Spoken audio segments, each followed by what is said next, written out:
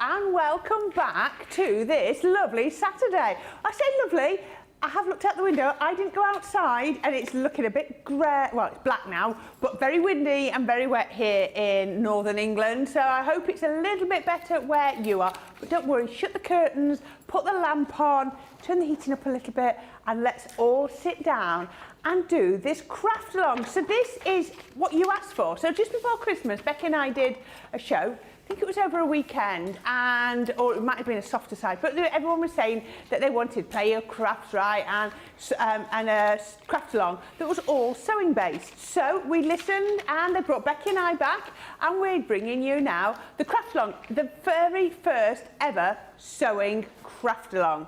Now, we don't have anybody crafting along with us on the camera, but I hope you're crafting along with us at home. But if you want to, you can pause and catch back up with us as you need to.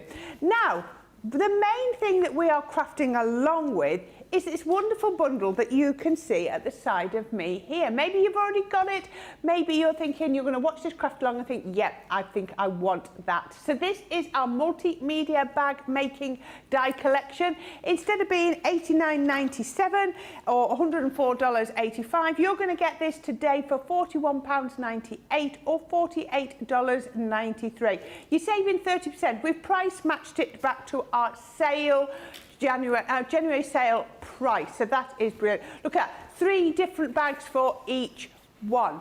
I'm not going to be able to do them justice. All I can tell you is if you're a platinum member, this price down here of £33.58 or $39.14, i.e. £11 a set, is phenomenal, absolutely amazing. And our lovely Becky, she was just moving some boxes, just give her a minute. So Becky, there you go, ready?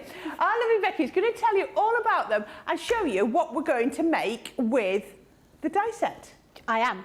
So this is what we're going to do today, hopefully. I'm putting that caveat because I did have a little problem with the sewing machine earlier. So we're going to be making this glam bag with a little bit of ribbon weaving on the ring pull. Ring pull? I've been talking about ring pulls today on the zipper pull. So we've got different kinds of fabric in the middle for the lining, and on the rear you've got 2 little zip pockets down here. I love that. Extra little pockets. Great for things like your earbuds, your cotton buds and things like that. Use this as a, I thought as a makeup bag, it works quite well, or as a toiletry bag. And you've got this little bit of ribbon weaving down here just to finish it off. We're using some of our applique dies here to just put some personalisation on there. So this is what we're going to use. Oh, was that our showstopper deal from this morning?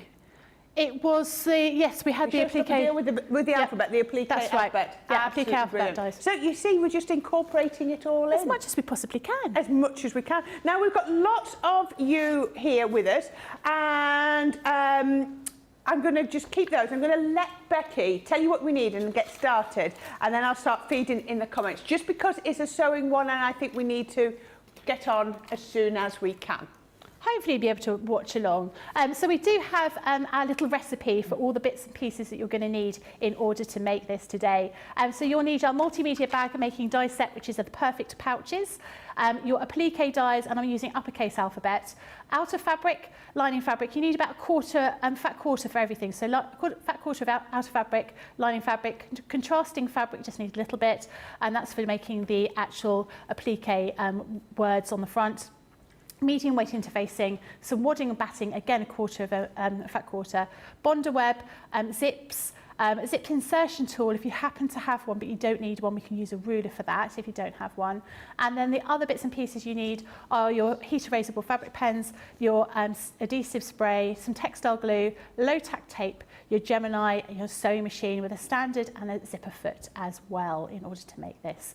So also, well, I forgot all these other things we need. Ribbon, if you're going to be doing the ribbon weaving, some thread, rotary cutter, scissors, cutting mat, pins, ruler, quilting clips, iron and a hot glue gun, and hot glue gun is optional if you want to do that. So we're going to get started, very exciting. So the first thing we're going to do is we're going to get our fabric. Now, with a quarter of a fat quarter is as much as you're going to need, but you actually need a little bit less. So I have trimmed these pieces down so they'll go through the Gemini no problem. The first thing you're going to have is some medium weight interfacing. So this is quite lofty, quite light. You're also going to need some wadding, So again, this is medium weight wadding. This just gives a bit more structure to the bag.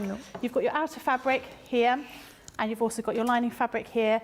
We've got some lining fabric for the little pockets, and we've also got some pieces cut into squares that are going to be going around our zips. We also need our zip, 12 1/4 inches you need for your zips. So this is one of your zips here. This is the perfect pouches that we're going to be using. So a lot of the instructions are going to be in here anyway. We're just going to sort of adapt it slightly because we're going to do some other applique and other designs on there. But if you've already got this, you'll be able to follow along with the instruction booklet that we've got here. So I'm using my voice. And I'll be giving you the instructions. I'll pop those on my Facebook page and my Instagram page tomorrow when I get home.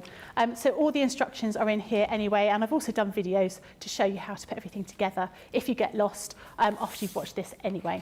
The first thing we're going to do is we're going to start cutting all our pieces. So I'm going to be using this largest die, and I'm going to be using this die here, which is for the pocket. So these particular dies make 3 different size bags. And these are ones that are shaped, they come down like a little V shape, almost like a watering can or a bucket kind of thing. So this is going to form the part of the base of your bag, and this is going to form your pocket.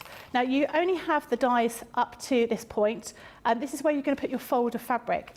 So what we're going to do first of all is we're going to cut the wadding and the interfacing, then we're going to do the lining and the outer fabrics. So it's the same situation for everything. So I've got my interfacing here. I've folded it in half and then half again into quarters. So I've got my fold line across here. And then when I pop my die on top of it, I want to make sure that the die just goes over the top, over the edge of that fold. So it means it's going to sort of cut those 2 pieces exactly the way they should be cut. And then you're going to need some of your tape, your no-tack tape, in order to secure this onto the fabric plate that we've got here. So we're going to do exactly the same for all of these different layers. So this is probably going to be the thing that takes the most amount of time to run this through the machine. Becky, can I ask, what's the difference between interface and wadding? Now, everybody watching probably knows the answer, but I didn't know. So wadding, I mean, you can see from the 2 things here, they're quite different fabrics. This is quite thick. This is like, this is the thing that gives more, they both give structure to a particular product. So this goes on your lining and this goes on your outer fabric. This is the kind of thing that you have in the middle of a quilt, or you would have in a bag to give it that kind of softness but more of a structure. This just gives everything a little bit more of a structure. So you can get different weights of interfacing. So interfacing would be something that you would put sort of a heavyweight interfacing on a shirt collar. Right. To make it rigid. Yeah. Or often they have a bit of plastic inside them. But yeah, you just the rule of thumb is your interfacing goes on your lining fabric when you're doing bag making, and your wadding goes on your outer fabric. So run that through the Gemini, and we're going to get the next ones ready. So it's going to make a bit of a bang because these are obviously very straight pieces, and I do tend to put things automatically straight onto my plates. I don't know why, it's just an automatic thing. Yeah. I don't know why we do these sorts of things, but that's what happens. I think they're quite large, so you'd struggle to get them on at much of an angle anyway, wouldn't you? You would, yeah. I'll just give that a little bit of a pull. And then we've got, put those to one side, take off that tape, and then we'll do the other pieces as well. Hardly marks your plates, does it? You do get a bit of marking, but in comparison to your ordinary plates, your ordinary sort of metal plate that you would use is very different. So this is going to be my lining fabric. I'm going to have a go at cutting through all pieces of fabric. So this is the outer fabric and then also that lining fabric as well. So I'm just going to match these up. I have given them a press to make sure that we've got a nice sort of straight fold. So I'll try and make sure that happens. When I was rummaging around those boxes, I was looking for the samples that we have for these particular bags.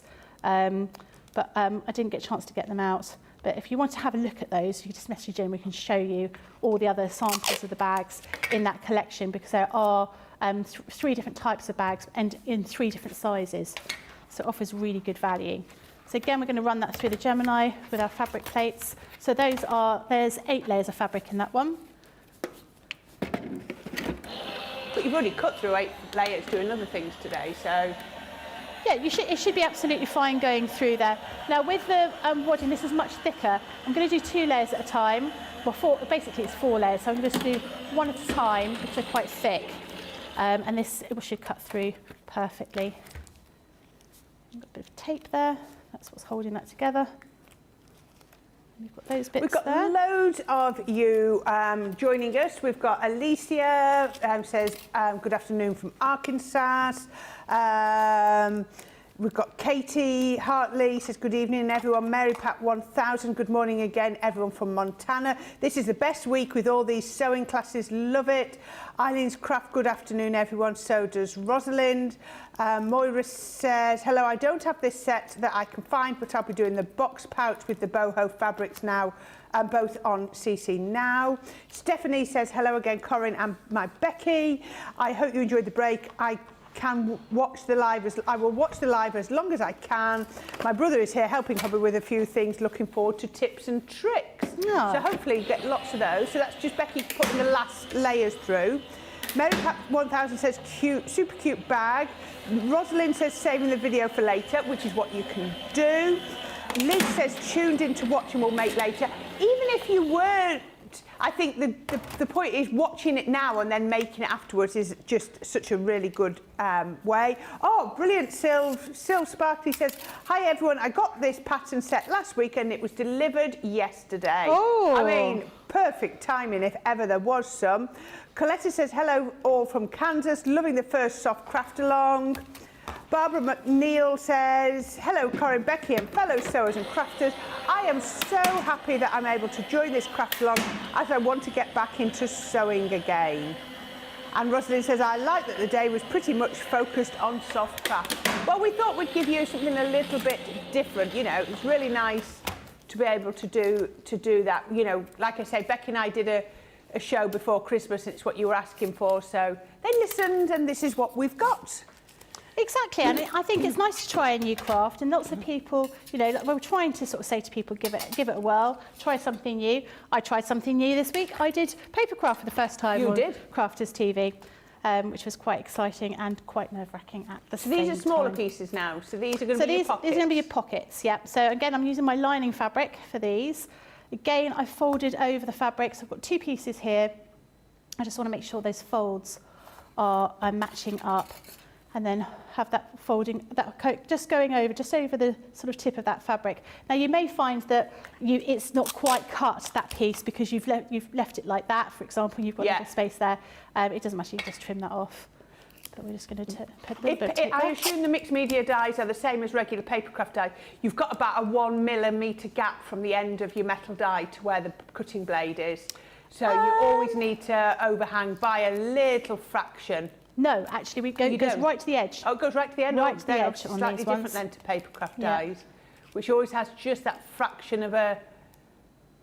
No, this one goes right to the very, very, very edge here. So you sometimes you just need to do that just like that. Oh, we've just been told that all of the fabric that you are using, Becky, is in stock on the website. Fab, that's good. So this is a really lovely fabric actually. It's very nice to work with, it washes very well, it's very nice and smooth. Almost feels like an Egyptian cotton. It's got a nice sheen to it. I think these are cranes on this particular one. They look slightly oriental, don't they? Okay, so we've cut all our pieces. Pardon? Colours all work well. Yeah, they do. So we've cut all our pieces out now, so we don't need... I mean, we were saying earlier, how much longer would that have taken to have hand cut? Oh, it would have been something that took a really long time, definitely. Yeah. It's definitely much, much quicker to work in this way. Now, what we want to do is we want to adhere all the pieces to each other. So I'm just going to open these up. So this is my interfacing. So I want to attach that to my lining fabric. Mm-hmm. And you could cut some interfacing for your pockets, but I don't think it actually needs that, so I haven't done that.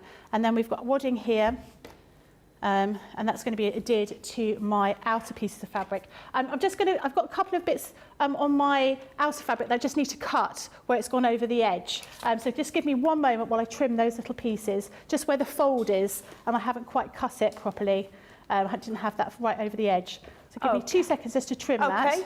There we go. Right, so we've got, I think I've made most of the comments. Oh, we have got, our Rachel says, you nail paper crafting on TV, Becky. There you go. So while Becky's doing that, I'm just going to show you this because there are elements of this that Becky has been using both now and earlier. This is our Threaders Junior Shape Creator and Mat and a rotary blade cutter. So you're going to get your cutting mat that folds lovely. What is that? That is, well, it measures 23 by 17 inches, but you've also got that little bit extra. So I would say it's probably 24 by about 18 inches in diameter. So you've got that. It's a self-healing mat, so when you cut, it just heals over. And then you've got this really clever cutting guide. So this is your Junior Shape Creator, and if you want to see how it works, just tune back in to our Play Your Crafts Right, because Becky was showing. So basically these are cut lines in there, and oh, so you've got all of your cut lines through here, which is what you run your trimmer through. So this will then, and then you've got the angles. So all of the different shapes are on here, and it tells you what shape, what angles you need to make diamonds or hexagons or whatever you want. Now, those two together should be your £54, $62, but we're going to throw in the rotary cutter, which should be $21.99 or $29 for absolutely free. So that is a bargain, and you'll see our Becky using this all of the time. So yeah, perfect. So that's a lovely little bundle that you might want to add, and I know somebody earlier today was saying that they wanted the rotary cutter, so why not get this perfect bundle? Right, have you sorted that? Yeah, I've trimmed those bits. So where we've got, I can show you here, where we've got that fold, and it just sort of, the die wasn't quite over that fold enough. You can just see here, and so I just needed to cut those little nasty little edges off. Now, the next thing we want to do is we want to adhere everything together. So I'm going to take my interfacing, and I'm going to be taking my lining fabric, and in just the same way as I did earlier on today, I'm just going to be using the spray that we've got on the show. So I'm going to be using the permanent spray, which is the Stick and Stay, which is a permanent one, which is the one with the orange can on it. And I'm just going to line up my pieces of interfacing and my lining. And then what I want to do is I want to lift half of it up. And again, I would have normally covered my mat. I wouldn't be doing this straight onto the mat. And then I just fold that over like that. And then I'm going to do this one as well. And I'm going to use an iron on this, and that's going to make that glue adhere, so everything's going to be attached. So I'll just do that first one there, and then I'll iron them all in one go in just a moment. Now this, do use this spray in a well-ventilated room. I do find that this works particularly well. It is a spray that I do love to use. I'm also going to be using some Bondaweb when I do the applique shapes or applique letters on there. You could use your Bondaweb for all of this. You could use your adhesive spray for all of this as well. It's entirely up to you what you feel is the best thing that you want to do with that. I'm just going to wipe that off. That's some of the adhesive that's sprayed down onto my board. So we've got that, and then we're going to do exactly the same with our outer fabric against the wadding we've got here. So wadding or batting, depending on where you are. In the UK, we normally call it wadding, but in the US, you call it batting. It's exactly the same product. It's that kind of lofty, sort of woolly type product that you use in between. Quite dense, isn't it? Yeah, it's a little bit like felt in a way. It's quite, I quite like it. I've just got so much of this at home because I buy it by the roll, so I buy 30 metres at a time, and I've got different weights of it all over the, well, not all over the house, but you know, it's moving. Yeah, it's moving around all over the house now. But yeah, I've got loads of this. So and it's quite unwieldy when you have this big roll of this interface. I bet it weighs a ton, doesn't it? It weighs quite a lot. Yeah, it's not too bad. It's not too bad because there's quite a lot of air in it. Yeah. So while Becky's just showing that last one, I just want to share this one with you, that I've been made aware that we have got these available today. These are the fabric cutting plates. So they're different to the ones it's different to the single one that you get when you buy your Gemini. These are specifically for your fabric cutting. They're thicker than the ones you get when you get your dice. You can see they're really robust. And these are what you would use just with your 2 clear cutting plates. And you're going to get both of these. When it says individually, there you go, it means for the pair. So don't think you need to buy them twice. You'll get the pair of cutting plates for $24.99. You're going to get the A and the B. Yeah, you can use them, cut into whichever one you like. Becky thinks that B is slightly heavier and might take your blades a little bit better, but it's entirely up to you. You can cut them both ways, and then, you know, you're going to get that little bit of extra life. Rotate them, flip them, turn them round, you know, use all the sides, all the combinations, get the most wear. But if you are going to be doing a lot of paper crafts, then fabric craft, then I do think that these might be worth investing in, and your price is there. Your premium platinum price is down there at $19.99 or $23.99. So yeah, have a think about popping those in your basket today or your cart. So what we're going to do now is we're going to put these little pockets in here. So these are your little zip pockets. They're quite small. You can probably fit, what would I say, a mini packet of chocolate buttons in there, because you know I do like to use chocolate as a measurement. So they're quite small, they only come up to about here. So I'm going to show you how to put those in. And I'm going to show you how to put those in using our zip insertion tool. Now I know this isn't available on the website, I know it's sold out, so you may have it at home. If you don't have it at home, it doesn't matter, because I can show you how to do it with a ruler. It's quite clever because it's got lots of measurements in here. So to do a 4-inch zip, you have basically, it's almost like a post box. It's like a gap here, a hole here, and then I call it a post box and a bone. It's not, but it's just a marking that you put through here. So I'll show you how that works. Now you work out where you want your zip pocket to be. I want my zip pocket to be roughly parallel to that point here. Yeah. So I'm going to put my pocket on here. Just going to get it in the right place. And I did remember earlier on I'd forgotten all my pins, so I'm going to have to do this with some clips, which is a little bit silly of me. Give me a moment. I must have a pin down here, rummaging at the bottom of my... Be careful you don't stab yourself. No, I think that is the key thing, isn't it, with pins? I've got our magnetic pin dish, and I think it fell out of my bag when I was taking it downstairs at home. So I've got a funny feeling. I heard it go and then thought nothing about it. So I've got a couple of pins here. So I'll just pin those in place. Like yeah, you won't have lost the pins if it was a magnetic pin dish, so yeah. You'll know where your pins are. Exactly.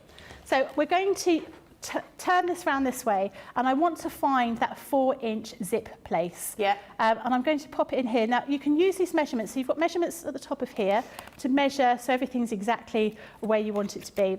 But I'm just going to pop it. I'm going to do it by eye, and I want to do roughly an inch below the edge here. So if I just put a couple of marks here, I've got that little idea, and then I can use that 4-inch letterbox, for want of a better term, and I'm going to draw that out like so. So if you can see here, I'm using the rear of my pocket, I'm not using the outside of my pocket. And then I want to use the bone, which is what I call this. It's like a double-ended tail, isn't it? I know, it's like that. So it looks like that. So that's the shape you're going to do. Now, if you didn't have that zip insertion tool, you could do this with a ruler. You're just going to be doing the measurements yourself. Now, what we're going to do is we're going to stitch around here, around this sort of rectangular box, and then we're going to use this as a guide for us to cut through. And we're going to cut through all the layers. So we're cutting through the lining fabric, which we're using for the pocket, and we're cutting through the outer fabric and the wadding, and that's going to create our little place for our zips. So pop this over on the machine. Can I just say, but you're sewing that on the outside, Becky. I know. It's all right. It's all right. Don't worry. Don't worry. Oh, it makes me twitch. Does it? You know when you can't envision how something is going to look? Yeah. I'm sure I'm only saying hopefully I'm only saying what everybody at home is thinking. We're going to be okay. Don't worry. I'm not worried. I have total faith in it. I would never doubt you, but it just looks It just looks wrong, doesn't it? Because it's on the outside. Yeah. It's going to be fine. You're going to go through the inside, aren't you? Shh. You're spoilers.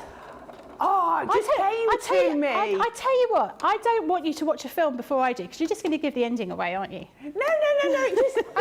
It just dawned on me. it just dawned on me. Okay, I won't say any more. I'll tell you who's watching. So Alison says, good evening, everyone. Loving a craft along featuring sewing. These bags are great to use. Get to the sewing These bag dies are great to use, sorry, because you get to the sewing faster, which is what we were saying earlier, isn't it? Yeah. Dies just let you get to the bit you want to do. Yeah, and I think, you know, you can imagine if you were doing paper craft and you had to cut everything by hand, how many people would still paper craft? No. You know, you just wouldn't. Or, you know, if you made a card for somebody, my goodness, that would be expensive, wouldn't it? Oh, yeah. That would be a real expensive item to get. Now, the next thing, so I've stitched around here, so I've gone all the way around that little box. And then I want to use my rotary cutter and my ruler. I'm going to use this as a ruler. And then I'm going to cut down into the middle, like that. Now, I like to use my scissors now, and I like to snip away the excess. Mm-hmm. So you can get away with just doing, so you see I'm snipping at that little bone end here. I could get away with just snipping it like this, but actually I want to trim it because I want to get rid of the most amount of the bulk as I possibly can. So I'm going to cut through here. So I'm not going too close to the stitching, but I'm just sort of cutting away all that bulk. And depending on the kind of wadding you're using, you may have more bulk than you need. You may find actually you want the bag to be less rigid, and you don't want to use that, you just want to use the interfacing. You might not want to use the interfacing at all. You might not have any wadding to use. It doesn't matter, you can try it, make up the bag as it is, and see how you like it. But because of the shape of it, it sort of lends itself to having a little bit of structure, albeit not tons. Okay, so we're cutting through here, like so. Now the next thing we're going to do is we're going to post our pocket. So we're going to flip our pocket through that little post box. Yeah, you see. Like I should have known it was going to work. So it just takes a little bit of time to poke all the pieces of fabric out the wrong way, the right way, whichever way you look at it. And because we've cut away that excess, we should be able to sort of roll that kind of seam to get a nice finish. So it just takes a little bit of time to get that little space ready.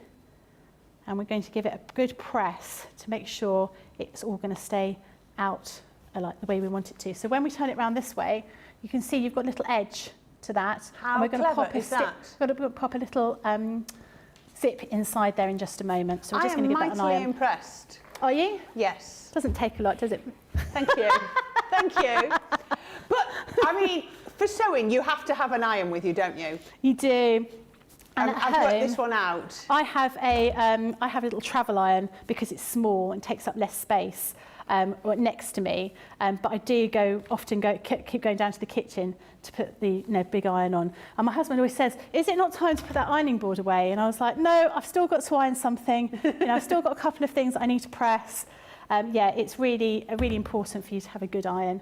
And so we're just going to make sure we iron around there to make sure it's nice and straight. So you can see you've got a nice edge to that. Now I've used sort of complementary colours. It would look great if you're going to use something really brightly coloured, and you just get that peeping out and that little section.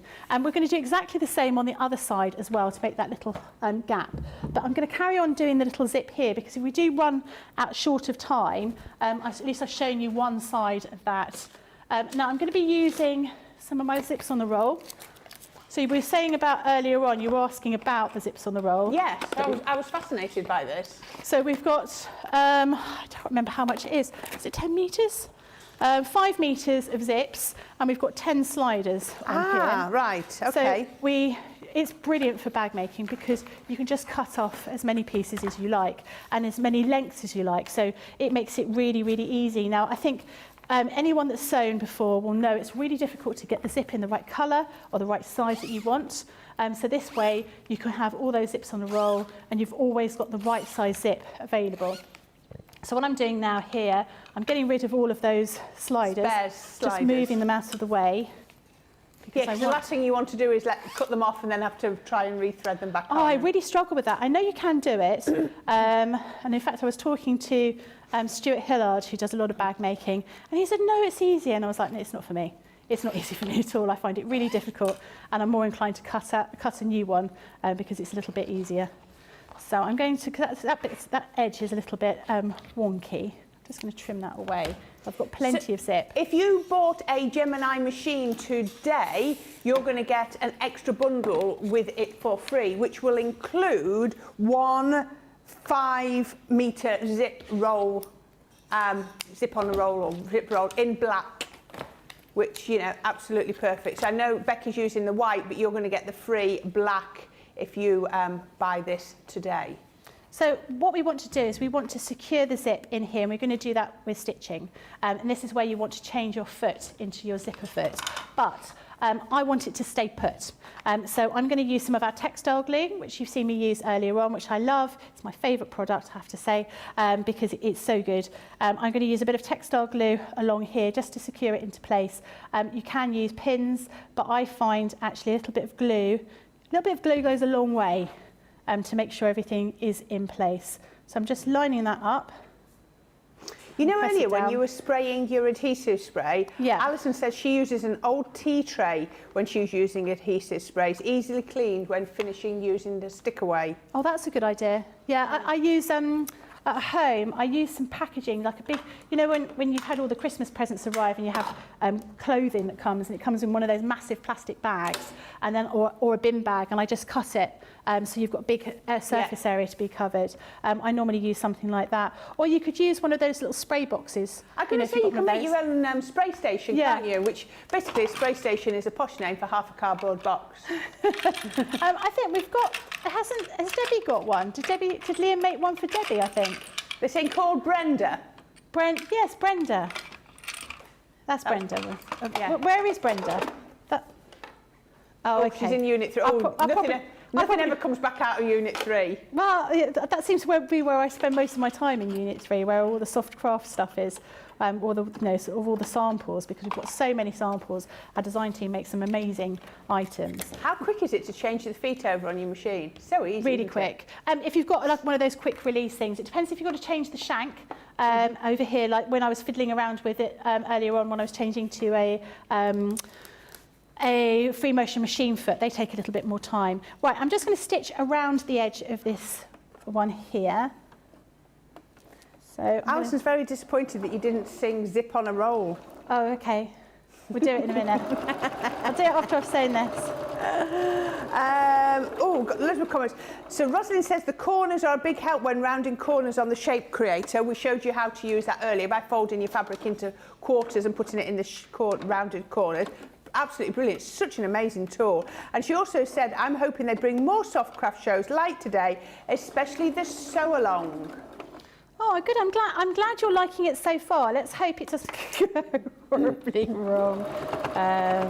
Hopefully I'm sure we're going to get lots more like this. So, you know, get your crafty hat on, Becky. Crafty hat, yeah. You could be coming some more. Oh. Now, Patricia says, Becky, when you're using metal cutting plates, does it matter which plate the die needs to be facing down, A or B? Hopefully I answered that one earlier, but your response would be? I don't think so.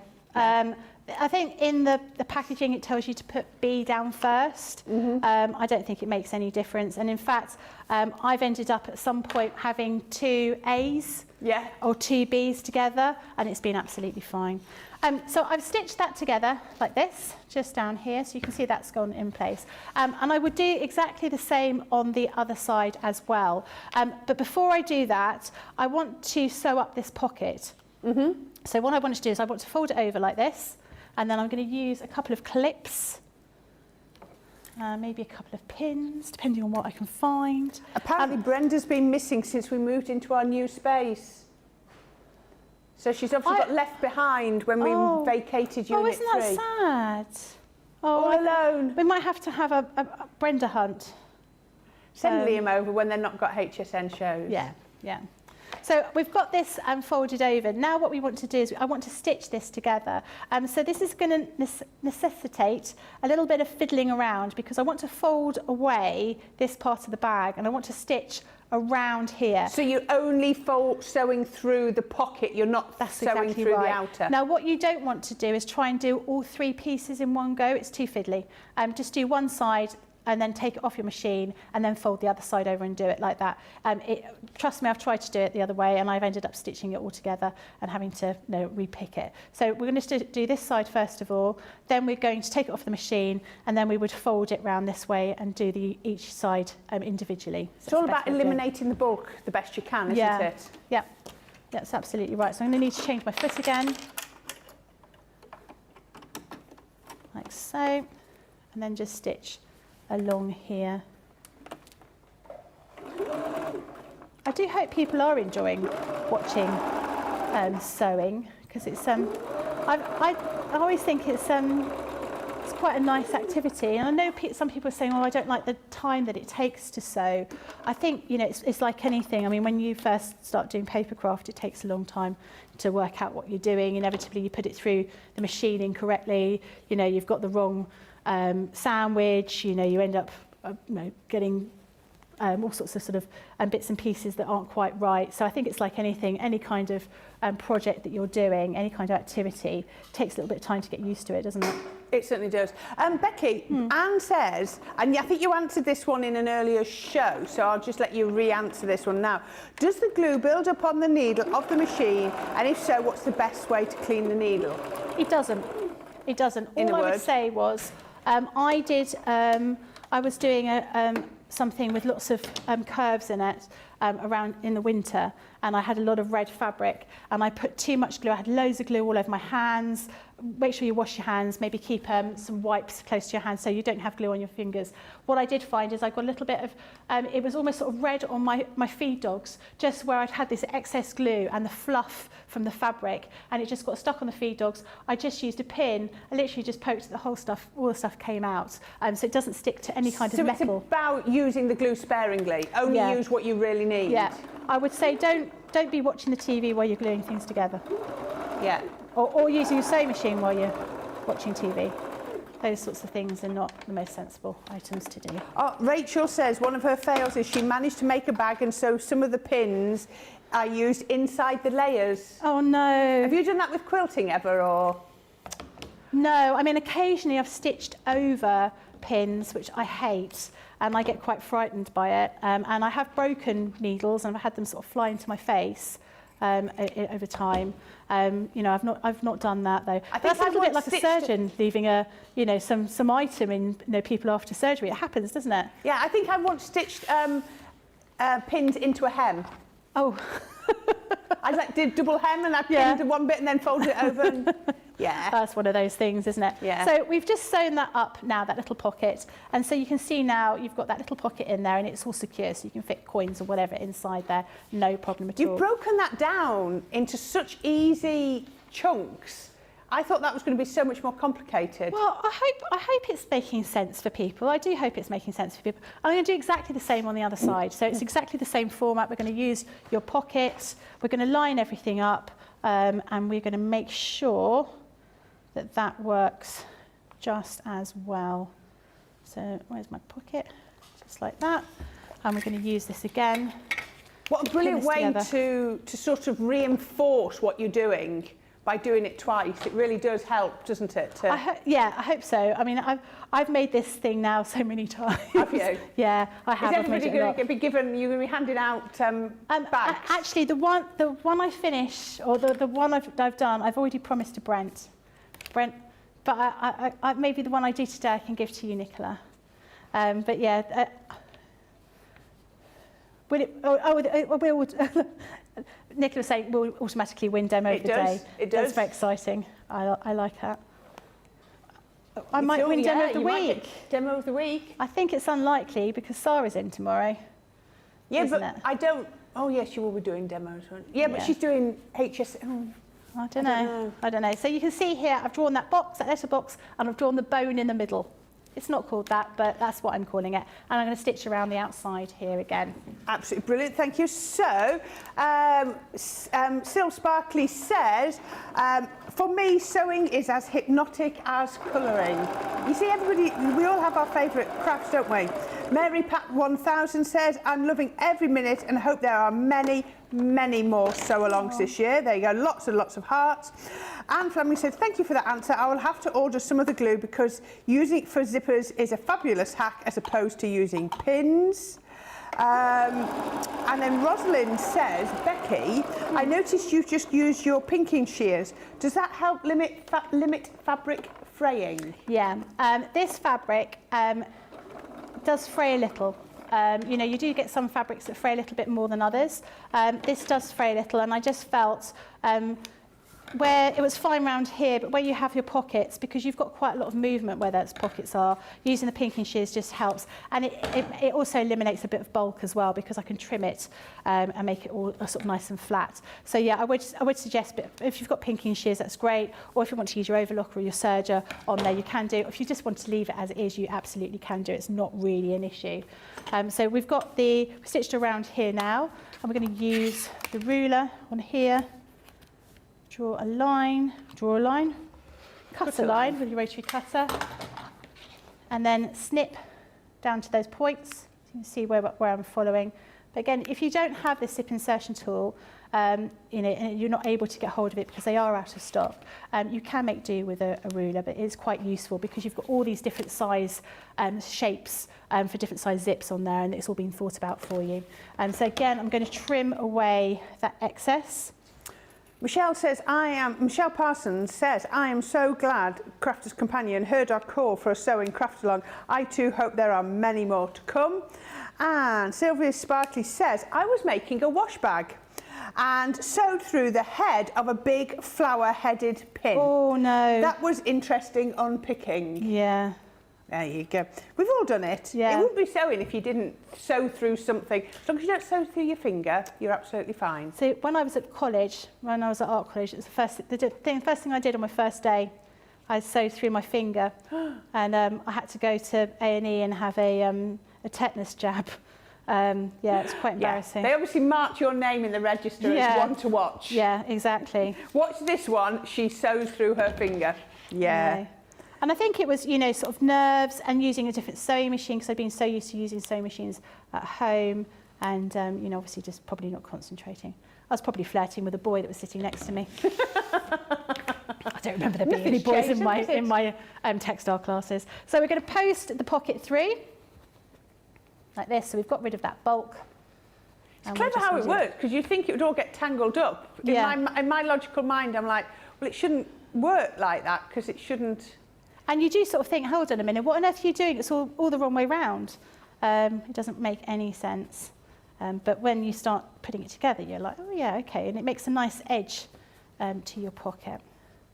So again, I'm rolling those sort of hems. I'm pressing down. I'm going to give it an iron.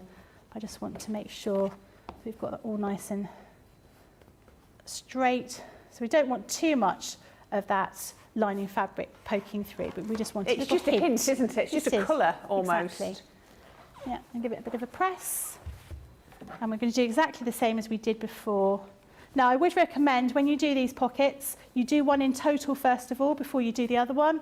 Or if you're like me and you try to do them both at the same time, you would invariably end up sewing the two pockets together accidentally. So I've made all the mistakes, so you don't have to. It does make sense to go all the way through, doesn't it? Yes, yeah, it does. I was just thinking, oh, I'll do this bit first, and then I'll do that bit, and it'll be absolutely fine. And I want a 4-inch zip, so I'm just going to move my sliders around so I can cut that 4-inch zip. Where is my ruler?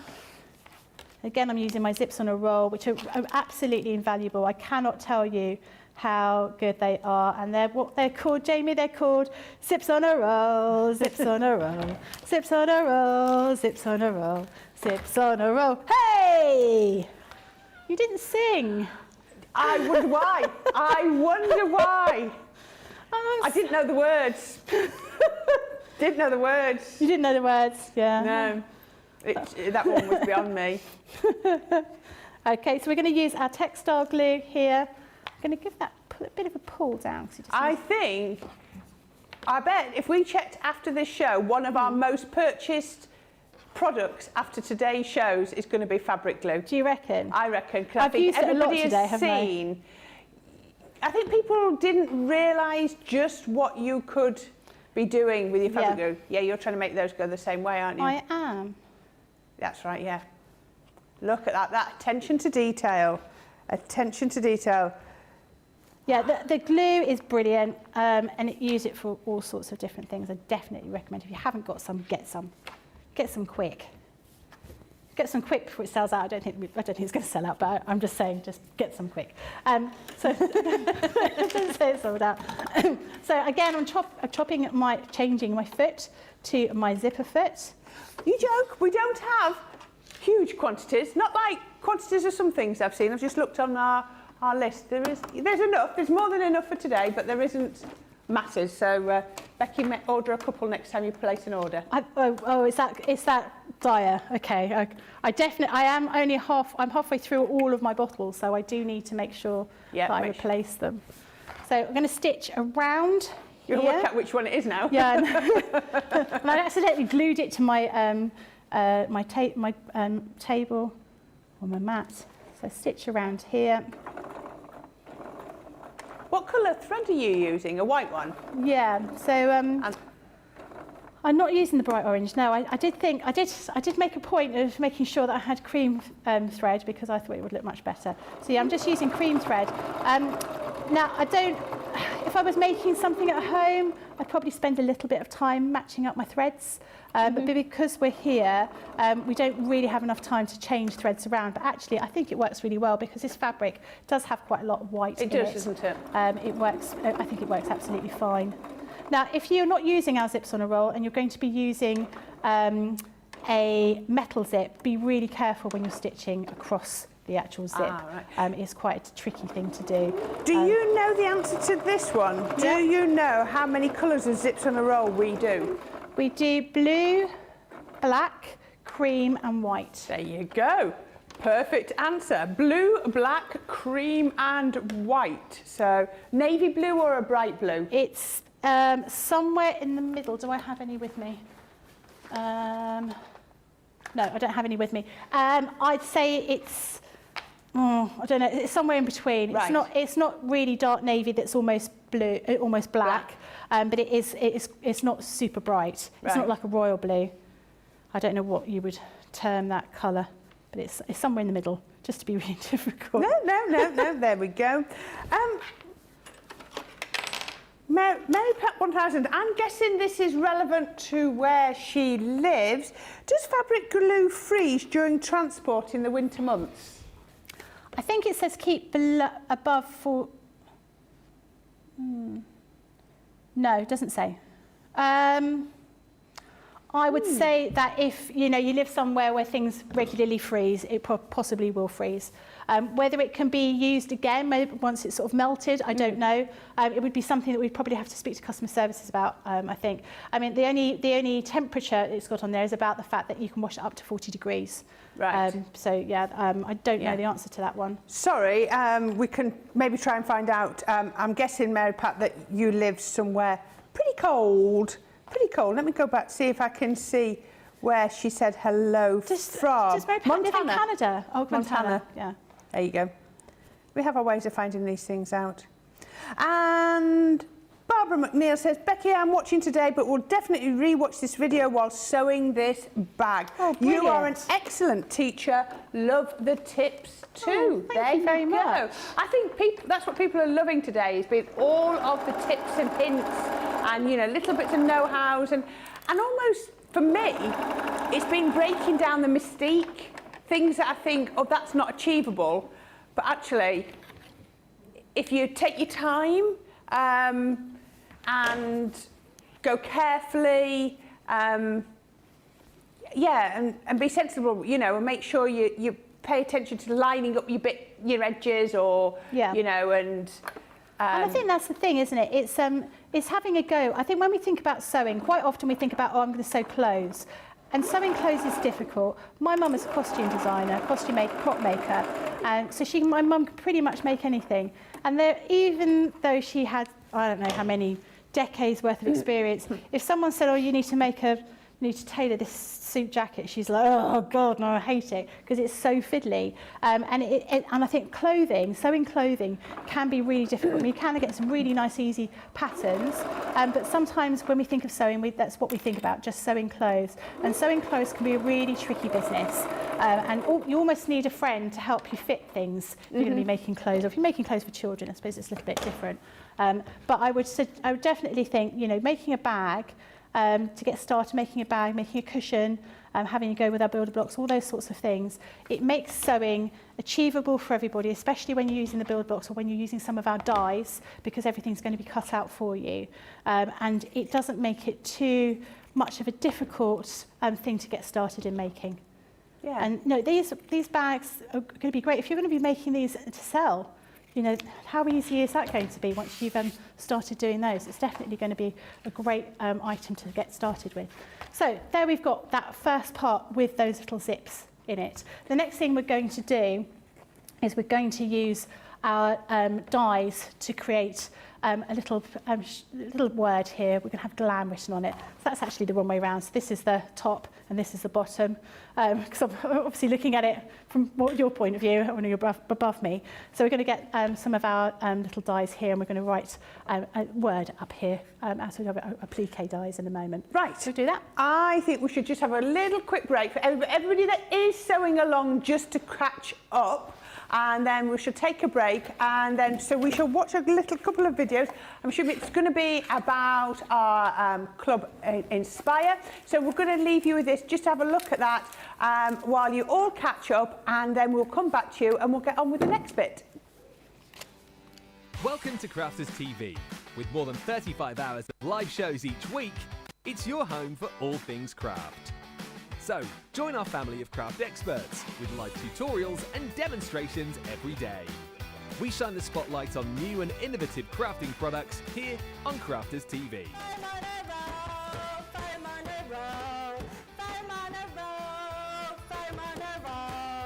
Get creative and craft along with our amazing deals. Your next craft project is only a click away.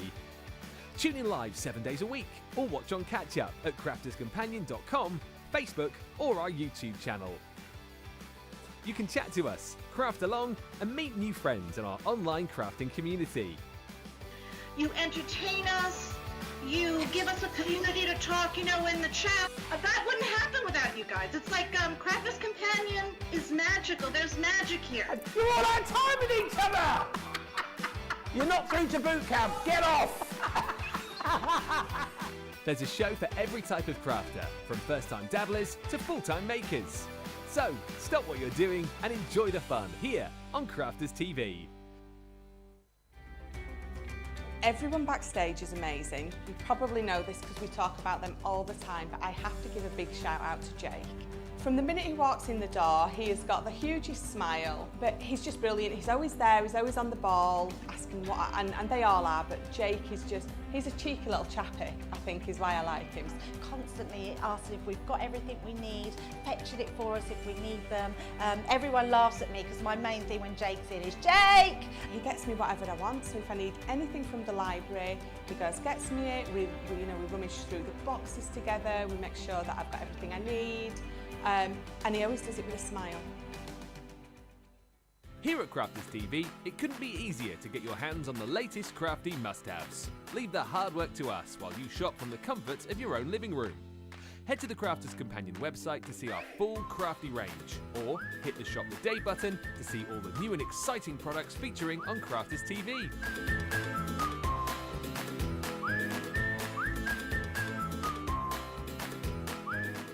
Once you've filled your cart, leave it to us to get your crafty goodies to you in super quick time, so you can get on with being creative. Crafters Companion, making crafty shopping a breeze.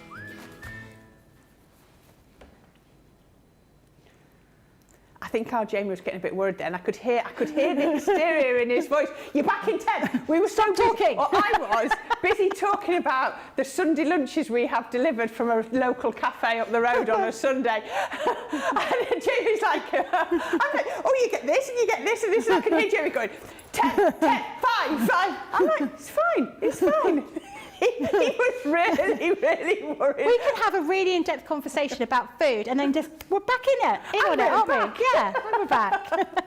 Ever the professional.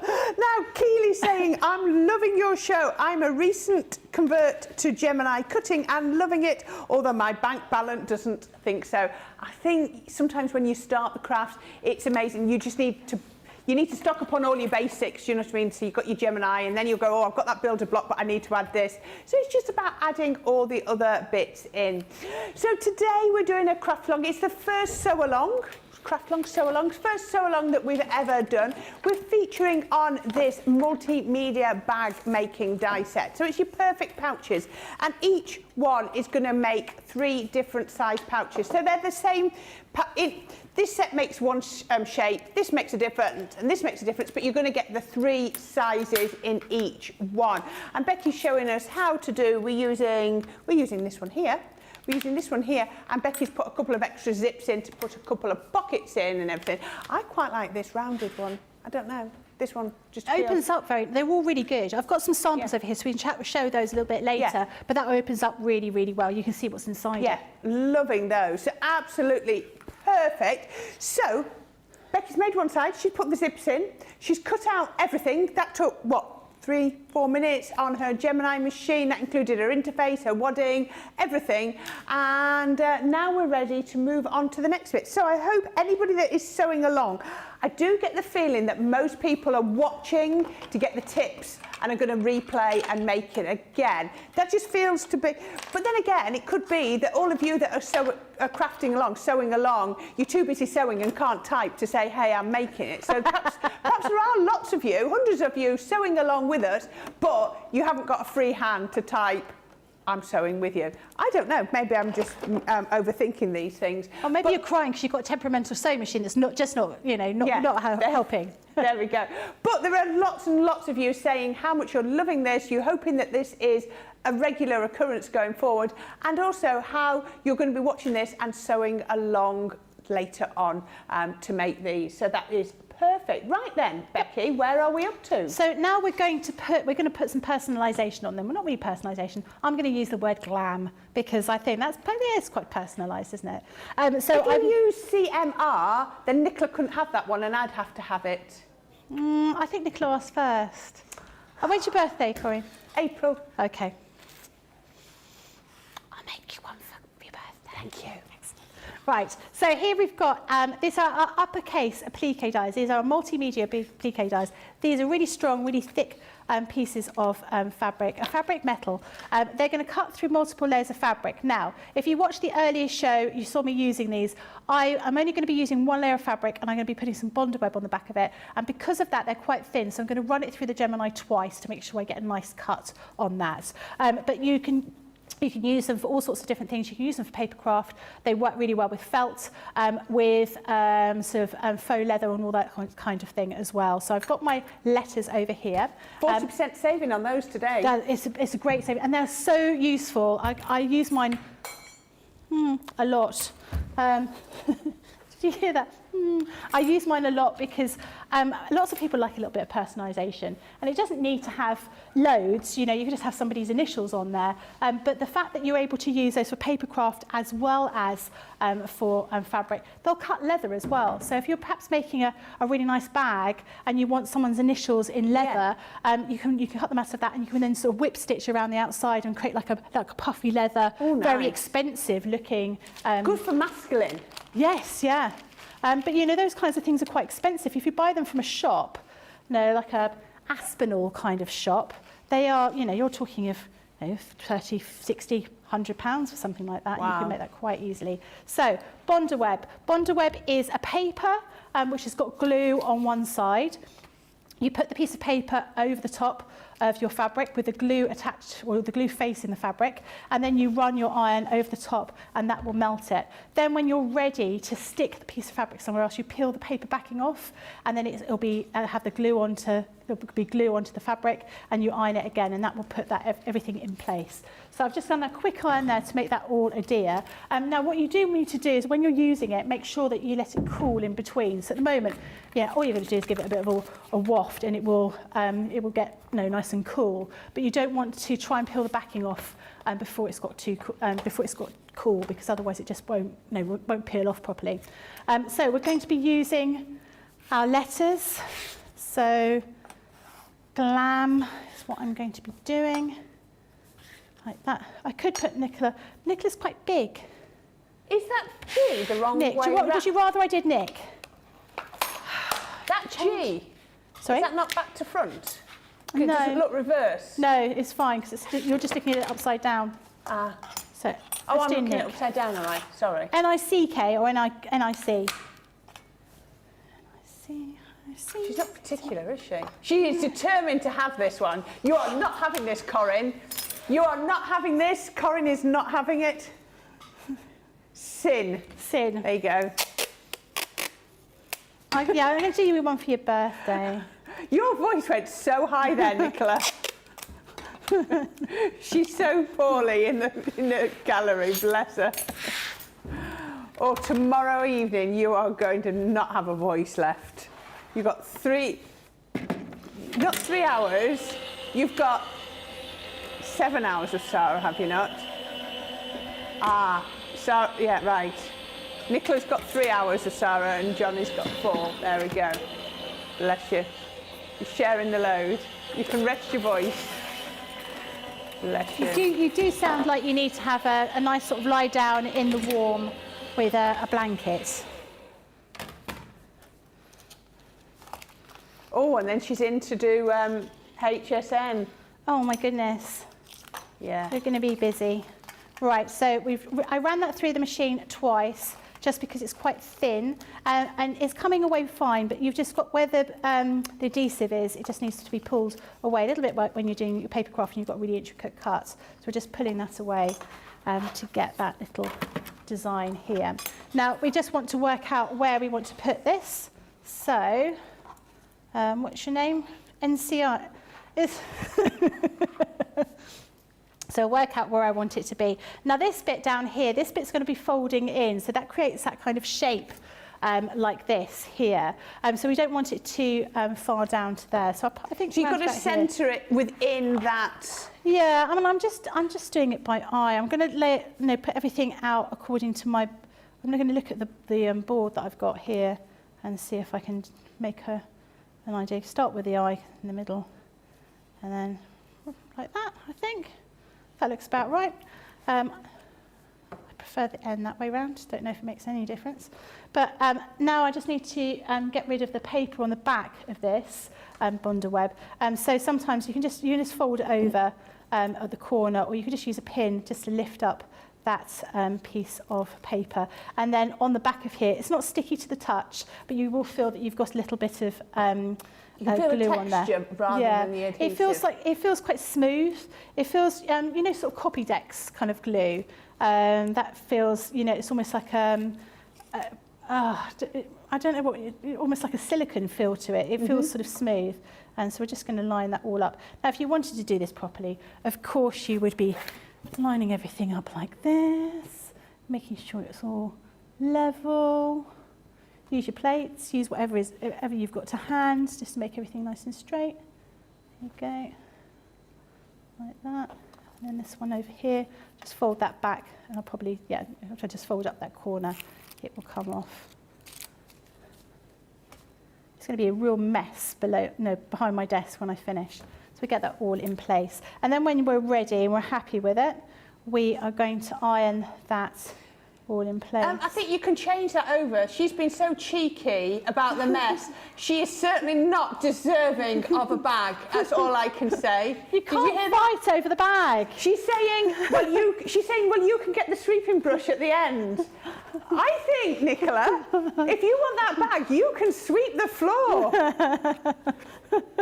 The cheek. I can hear her giggling now, but it's a bit of a croak, bless her.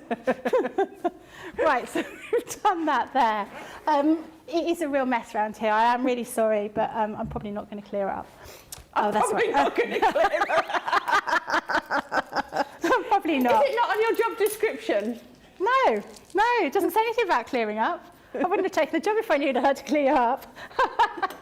Right, so we've got this here. Now we can just leave this, but I want to do a little bit of stitching around here. So I'm just going to be using zigzag stitch to go around the outside to secure it. You could do some blanket stitch by hand with machine. You could do some satin stitch with your machine all the way around the outside.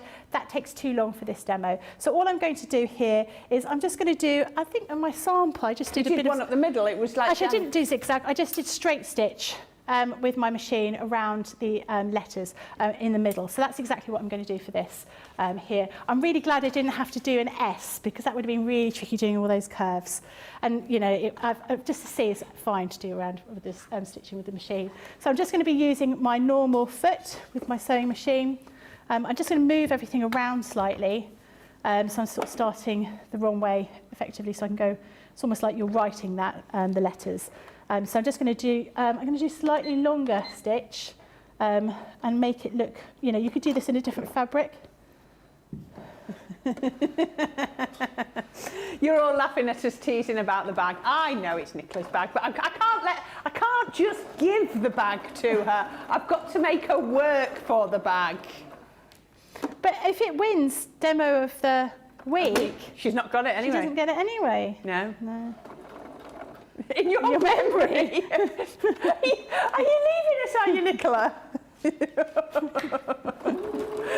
Next week she'll be gone. She'll be gone next week. Won't be here. She's taking the bag with her when she goes. If she can't have the bag, no one will. You're too funny. Oh dear. Oh dear, I love this. So yeah, it's knowing these. It's the order of things, isn't it? That's what I think is the key to things like this, is knowing about, you know, I think I would have probably tried to put the bag together and then tried to put the pockets in and then wondered why it didn't work, you know, and thinking it through about, I even worked out that you needed to put the letters on before you sewed the bag, but knowing that you did it before you put the lining in as well. It's all those little nuances, I suppose, is the word. Yeah. I mean, I've done them around the wrong way. I've put my lining in. I've then wanted to personalise something. Quite often, you can't tell. You can't see the stitching on the inside, or you know, if you're careful with it, you can't. But if you want it to look nice and neat, you want to do all the sort of stitching on the outer part of the bag before you put the lining together, if you can. And again, I think it's all about what we were saying earlier. It's about making sure everything's pressed and neat and tidy. And that's what's giving you the best results, isn't it? Yeah, definitely. It's making sure you've got it all right. Oh, this is your most complicated letter so far. So I'm just making sure that my needle stays down in my machine when because I'm standing up, every now and again I get it caught underneath the wheels of the counter, and sometimes it stitches on its own because I've got it trapped underneath the wheels.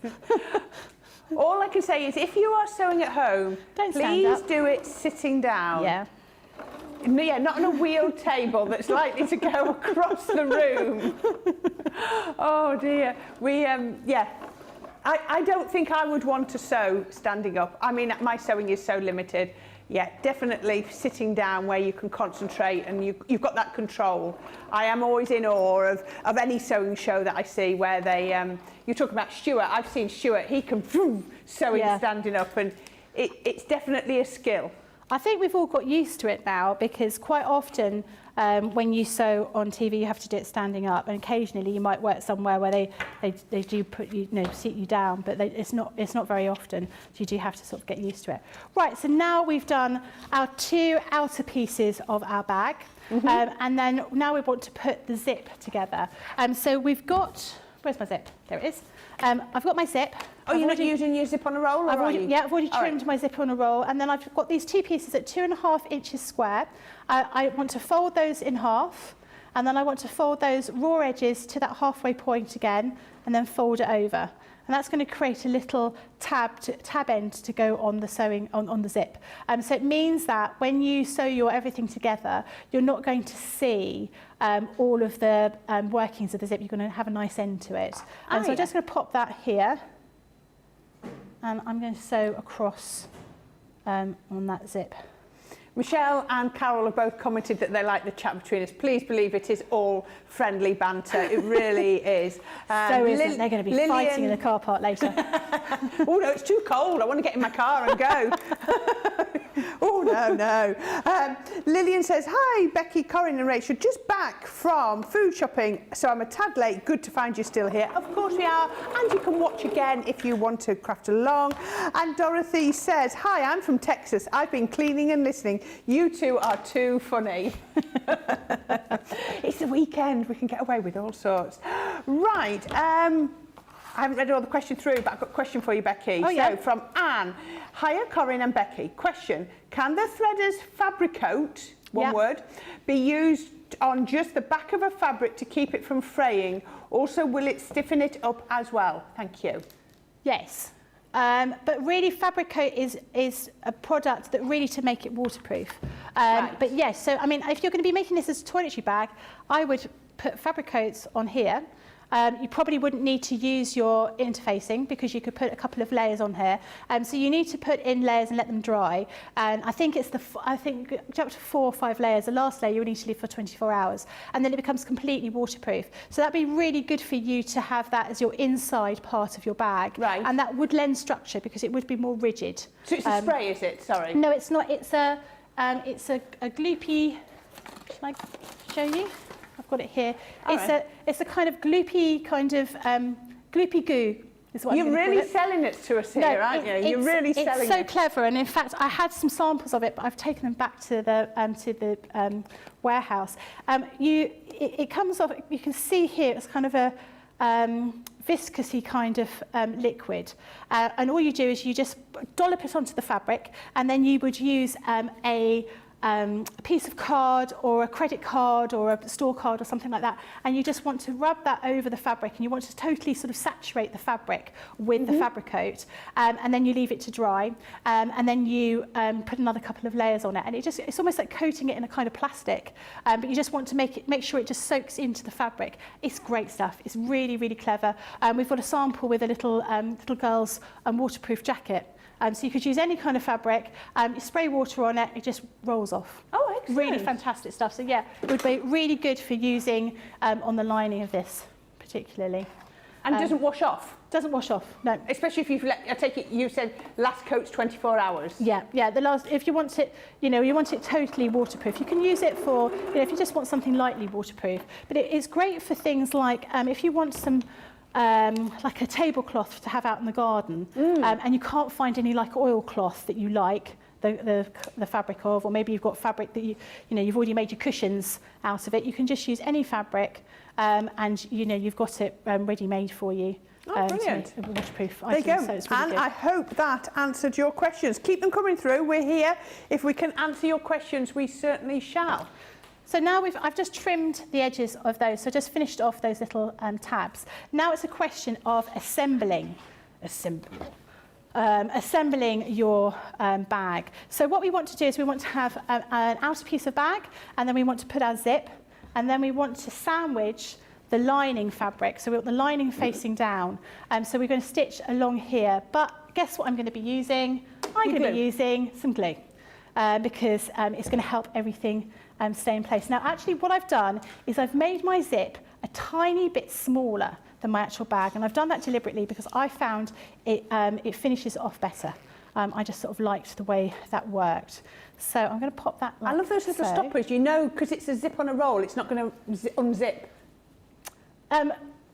What do you mean? It's not going to come off the end. Well, not because I've done these ends to it. Yeah, that's what I meant. Yeah, because you've done the little end stoppers. Yeah. Michelle Parsons says, I like to use a sponge brush to apply the fabric coat. I get a smoother finish. Oh, okay. Yeah, I think, lots of people, paint brushes, some people use. I can imagine with paint brushes, you could end up with brush marks. Yeah, you could do. I think the key is to put little and often, rather than putting huge amounts of it in one go and hoping it will dry. You're better off doing sort of multiple layers, multiple coats, where it's sort of fairly thin, so it can dry in between. A little bit like, if you're doing a bit of decorating, if you're going to be doing your gloss work, if you do it you put too much gloss on your woodwork, in one go, it doesn't dry. Just before you do that, have you done zipper down on that? Yeah, so the zip Right. faces down. So the outer fabric is facing up, zip's Yep. facing down, Yeah. and then you're sandwiching, so you're basically right sides together. Yeah. Sorry, I with just your suddenly lining saw that. fabric. It had been up, so I just suddenly saw it change, so I thought I'd ask. Wow, it's really windy here today. I don't know if you can hear, but I think we might blow away. Yeah, that could be we go. fun going down the A1 tonight. Might get to the A1 and turn round. You might find me knocking on the door. Can I come back in? No, that's once you've gone, Corrine, that's it. Is that Knocking the gone? door I'm not. behind you. No, right, okay. She's already put the padlock on the front door. She went out the back door.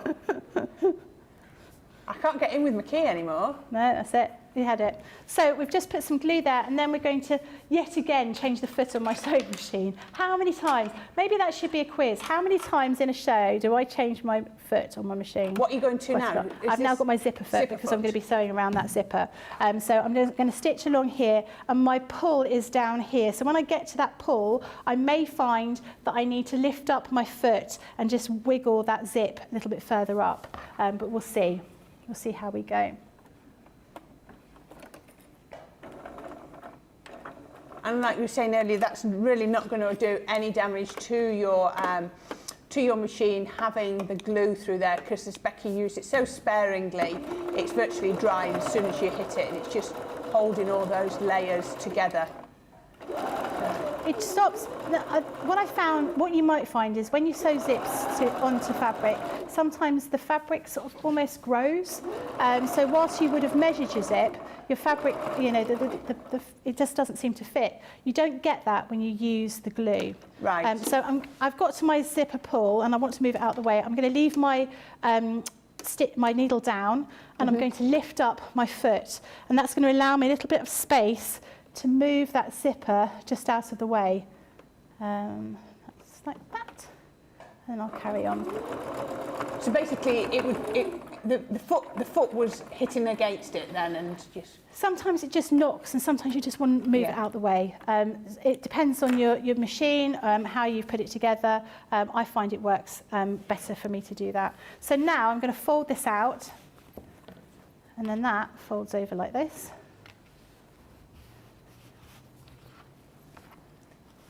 Do you know what, when I'm watching this here, and it's the order you're doing it in is so logical, but I would have, if I hadn't watched this, I would have said you sewed your two outers together, then you sewed your two inners together, and then somehow you put them inside and... Yeah, and that works if you're doing a bag that's got a different kind of opening. Yeah, where you but do not those. with the zip. But yeah, not with a zip. You need to do it this kind of way. Well, you know, this is a way to do it. That's just the way to do it. So I'm just speaking as I find. I'm finding this fascinating because I've never really watched anybody sew. Like my mum sews, but I don't sit and watch her sew. Perhaps I ought to do. Perhaps So I learn I a lot. want to give that another stitch, a bit of top stitch over the top. Now, I might find that there's a bit of bulk here that I want to get rid of, and in fact I will just trim that bulk just so it sits a bit flatter. The thicker the fabric you use, the thicker the wadding you'll use, and the more bulk you'll have. So if you want to make something that's really, really thick and really structured, you might be using some foam, some Bosal foam, which is really structured, really great for structured bags. You will definitely, with the foam, you make sure the foam is slightly smaller than your actual bag, so you never actually stitch through the foam, otherwise don't you'd you? never, it's just too bulky. It's just too bulky. So I'm just getting rid of that extra bulk, that's much better. And then I'm going to top stitch along there. I'm not going to change the foot because I'm going near that zip, and so it's useful to have that particular, I'm going to move the zipper Do you know, foot I can onto the almost side see there. this coming together, and I can see... Almost. No, what I mean is I can see you're going to do the other one on the opposite side Yeah. and then put them together and sew, and then Yeah. it's going to be there, isn't Yeah, it? yeah. From just having pieces, you've suddenly got a bag Yeah. really quickly. What was pieces suddenly becomes a bag. It's amazing how quickly it comes together.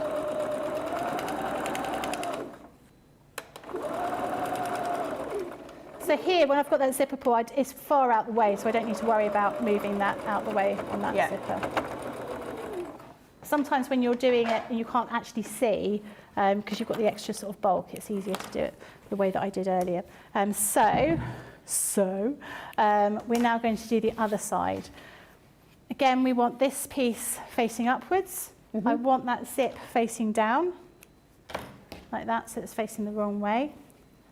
That's going to go here. Yeah. And then I'm going to pop that like so. Then when you open it all up, it's all going to look the way it should do. So again, exactly the same way as we've done before. I love how you say it, just how it should be, as if is there still in your sewing journey almost a sigh of relief when it works? Yes, absolutely, absolutely. Every single time I make a bag, I make anything, I think, oh God, is it going to work? Oh God, is it going to work? And then when I do it, I'm like, oh yes, that's brilliant, that's worked. Yeah, absolutely. There's always that worry that something's going to go slightly wrong. Perhaps you weren't concentrating. You know, you stitched something the wrong way. It happens. It happens to us all.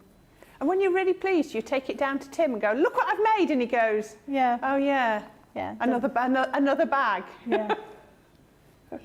He doesn't have any. You know, he doesn't think it's clever or special or anything like that. He just it's just what you do, isn't it? You know. Yeah. You've made something else, okay. Yeah. I think I think when you start, and I think actually anyone that doesn't make things doesn't realise how long it takes to make things.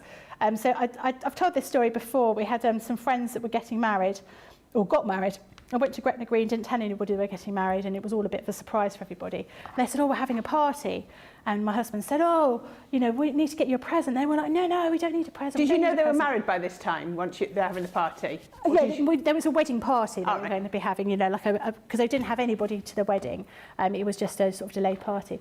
And my husband said, oh, we need to get you a present, need to get you a present. And they were like, no, we don't need anything. He went, well, I know, why doesn't Becky make your wedding cake? Sorry, I shouldn't laugh so much. For sort of 50 people. And they were like, oh, that'd be amazing, thanks. So Tim's like, they've got married and there's a party. And I've said you'll make their wedding cake. And I was like, I'm sorry, say that again. And he said, well, I thought, you know, you like making cakes. I was like, we could have got away with a £50 gift voucher, but you've decided that I'm going to make a cake. And it was... he said, oh, it could just be a simple cake. And the bride did phone me and she said, oh, no, don't be silly. And I was like, no, I'd like to make your cake now. My husband's offered to make your cake. And I could have made something really simple and I didn't. So I did a 3-tier wedding cake with sugar paste bride and groom. And she was pregnant and I copied her wedding dress. And then all along the different tiers of the cakes, he was a cyclist. So I made a sugar paste bike that was his favourite bike, and she loves handbags, so I made sugar paste handbags, all her favourite handbags, all the way. I do have a picture of it. I'll pop it on my social media a bit later, and I put it around the edge. So I did, but it was the hottest day of the year, or hottest week of the year, and it was so hot I couldn't make the cake during the day. I had to make up in the night because that was the only time I could work. Oh my goodness, it was crazy. They do it on the Great British Bake Off. And then when we transported it, I had to pack it in dry ice because it was so hot. Did you? Yeah. And she loved it. She loved it. And I hope she did. but yeah, I did say to my husband, do not offer again. And in fact, when my niece was saying she was getting married, she said, would you like to make the cake? And I was like, no. I will help you, but I do not want to make the cake. Thank you very much. Has your niece got married, or is she getting married? No, March. So I've got a little bit of time to lose the weight. That I need to, because I'm a bridesmaid, yeah. And George with the joystick is going to be doing the videos. Oh, lovely. Yeah, so that's really exciting. So Oh, you'll how come around lovely. really quickly.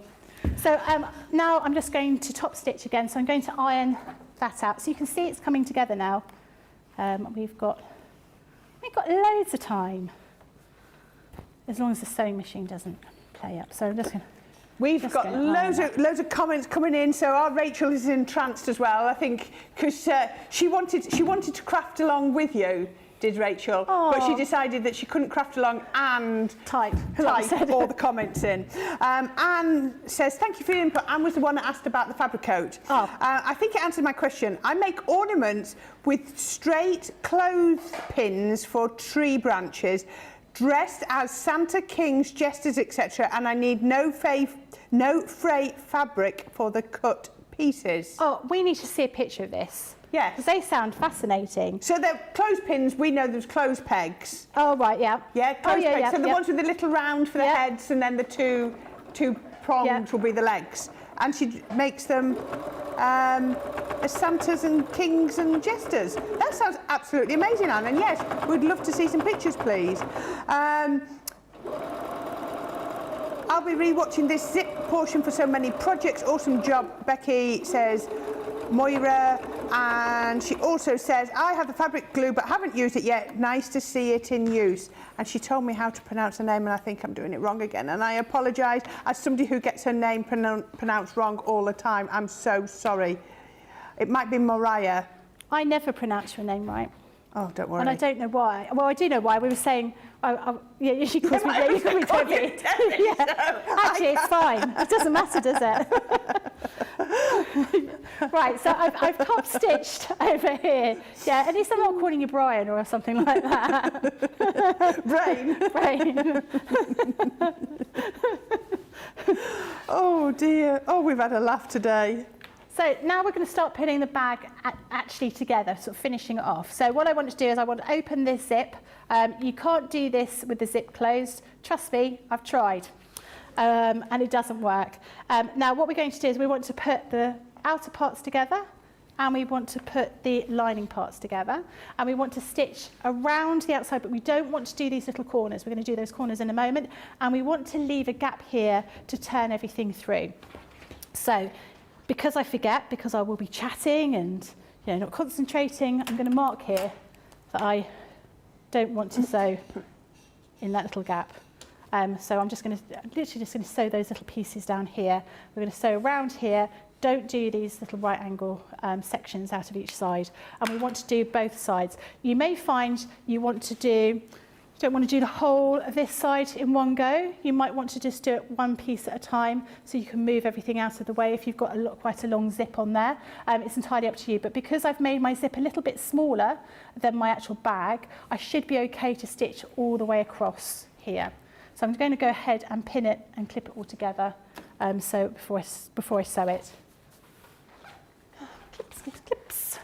Yes, it's Mariah. Mariah. Yes, she's phonetically spelt it for me. I knew she did. She did it just before we finished the last one because she showed us the faux suede bag. Oh, Mariah. yes. So yeah, and the bunny and all the other ones. There you go, Mariah. I'm so sorry. I knew I could find it. There we go. Sometimes they come up so quickly though, you don't even get a chance to actually sort of notice what you're reading, do you? No. And Lynn says,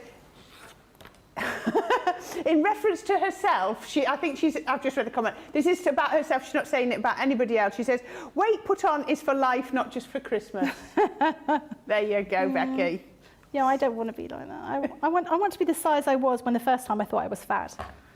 Oh gosh, if we could be the size we were when we first thought we were fat. If I remember dieting when I was like 16 and I weighed like 7 stone wet through. Do you know, I remember watching Karate Kid and thinking that, I can't remember the female lead in that. I remember thinking, oh, she's not very thin. She's not very thin for a Hollywood superstar. And I look at her now and I think, I can't believe I thought that. Whereas now, that wasn't Jamie Lee Curtis, was it? No, it's Elizabeth Shue. Elizabeth Shue, S-H-U-E. Yeah. It was her. But she's, she was in the recent Cobra Kai. If anyone's been watching that, I do love a bit of Cobra Kai. Right, I'm going to stitch around. Guess what? I'm going to change the foot again, just to make it fun for you all. Yeah. I'm lost now because you've got. I can see wadding and lining there. Yeah, so what I did was I opened up the zip. Oh, I see, yes. And I put my lining pieces together and I put my outer pieces together. And I'm going to stitch around the outside, but I'm going to leave that little gap here. And because we've opened that zip, it's going to allow us to turn the whole bag the right way round. Sorry, yeah, I was reading comments and wasn't paying enough attention. Rude. I know. Anne says, yes, clothes pegs with the round heads, no spring. I'll send a pic when I get some made or dig up some of the ones my mum made. There you go. And then Mariah says, yes, I think Moira must be popular in the UK. Yeah, we have all sorts of different names in the UK. Oh, our Nicola's mum's called Moira. There we go. And it's very similar, except she's just got a H on the end, but that changes the whole name. Yeah. Isn't it weird? Because like mine's Corrine, but there was a lady I used to work with, spelt exactly the same way, and she used to say it rhymes with Doreen. Corrine. So she used to call it Corrine rhymes with Doreen, and spelt it exactly the same as me. Exactly the same. Well, that's quite odd, isn't it? Yeah. Right. I knew this would happen. I need to refill my bobbin, so give me a moment. Right. Okay. Right. This gives me a chance. Right. I'm not saying that because I haven't had a chance. I just want to show you something. So this launched yesterday. This has been so popular. This is our delightful daisies collection. Now I'm showing you in the package. Let me grab, actually I'm going to grab, I was going to show you in the packaging, but I'm not. I'm going to show it you on here because I think this one will be nicer. Sorry about that, really bad TV. So what you're going to get is everything daisy related, which is perfect for the coming spring. We're going to get our blossoming daisies. Now these have been designed, they feel a little bit thicker and they're going to be perfect for your foam flowers as well. So your flowers, your foliage, all the different sizes. Paper, foam, it's entirely up to you. We've got our daisy chain, which is our edgeable, so it's going to cut out of your cardstock, so you can have it like this, you can have it down the bottom, you can have it across the top, however you want. Gorgeous for place settings or invitations. Now this one, Charming Daisy, has been designed with paper piecing in mind. Make sure you've got your paper hold and release sheets. But look at this, imagine paper piecing in here. And as soon as I see that, I'm thinking this could be Gerbera, Rudbeckia, all of those other sorts of flowers as well. Just by changing the way you colour them. So, you know, really, really versatile. And you could be putting a whole band of those round an aperture, would look beautiful. We have our Dainty Daisy, which is sort of the only sort of standalone daisy that we're doing in this collection, but again beautiful, but you could cut it out of so many different materials. Now this spring accessories is one that even if you don't want to buy the whole collection, I think you're going to find this super useful, because look at the size of the butterfly and the dragonfly. They're going to be really, really useful embellishments on all of your projects. And then we have got the spring border. Now this is a double die, so it can cut out or it can cut in. It's entirely up to you, so you can cut that how you want. But again, look at, you know, how beautiful and spring-like. And then I'm looking at these, and then you could come in here with little gems in the centre of those, and that was so pretty. Now those are all the bits that aren't going to wear out. That's your hardware. And then we've got all of our consumables. Now, if I show you first our Delightful Daisies ribbon, this straight away opens up your colour palette. You can see where we're going. You can see the tones of green, completely different green to what I'm wearing. Really beautiful and fresh. And then look at that. Look at that. The colours are absolutely perfect. Now, this is your 12 by 12 paper pad, and you're going to get 36 sheets, 12 designs, 3 of each. And if you look at the pattern, when you turn it over, the one on the reverse, which isn't always the case with our double-sided papers, is that paper from there put on the back, which is absolutely gorgeous. I'm just going to do a little flick so that you can see on there. Look at those papers. Aren't they so gorgeous? And you can see that ribbon colourway working through there. Absolutely beautiful. And what you'll also see is these will cut down really, really well if you want to. Now, if you like them in 12 by 12, you're also going to get them in 6 by 6. At the moment, you can still get this full collection. Once certain elements, which might be the paper pads, it might be the linen cardstock, which you're going to get 24 sheets of, sell out, then you're going to not be able to get it as a full collection. So just think on, if you want everything. Oops, I've dropped a piece of that there. You know, now is the time to be getting that. Oh, put that one there. Now, the other one like this you're going to get is your foam. These are a bit bigger, they're 9 by 12, so you're getting the white, the yellow and the green. But remember, white can be coloured with any of your mediums, your inks, your pencils, your pens, however you want to. So that's really, really useful. And then you've got your vellums as well. Now, I've put these over white, but, you know, obviously they are opaque if you take them off the white. And we were showing you earlier the difference difference by putting gold behind here, yellow behind here, or like your darker blue, going to give you a different look. Now I said all of the hardware before, I've just found some more bits. We've got our daisy bloom, which is our stamp with the dies. Now I love the outline die, it's been split, so you can have it over the edge of the card if you want to, or you can cut it completely out as well. Find your favourite colouring mediums. We've shown you, we've already had a Spectrum Noir mystery bag today, if that's what you want to do. I don't know what's going on over in that corner, but Becky is really not having a good time over in that corner. It's all going. It's fine. I just dropped a couple of things on the floor, that's all. You're very pink. I know, it's quite hot. It's quite hot here, huh? I'm lovely. No, I've also had the iron on for the last 6 hours. Underneath, right next to my leg. So fair enough. Yeah. I'll let you off that one. And then finally, you've got your gorgeous 3D embossing folder. Now, if you like all of these, then you're going to be able to get this today. Look at that, £99. This is your introductory price, saving you just shy of £20 or nearly $30. But look at that. Platinum price. How much were you seeing there? So many items. £79.20 or $103.20.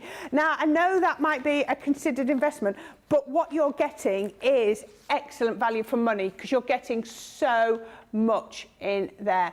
Now, if you want that, please get that quickly while it's a complete collection. Maybe you're going to add in extra paper pads, maybe you're going to add in extra ribbons, any of your consumables that you think are the ones that you are really, really going to use. But buy what you really need. So have a think about that. While our Becky finishes sorting out her sewing machine, I think we're nearly there, we're just going to tell you about Club Inspire.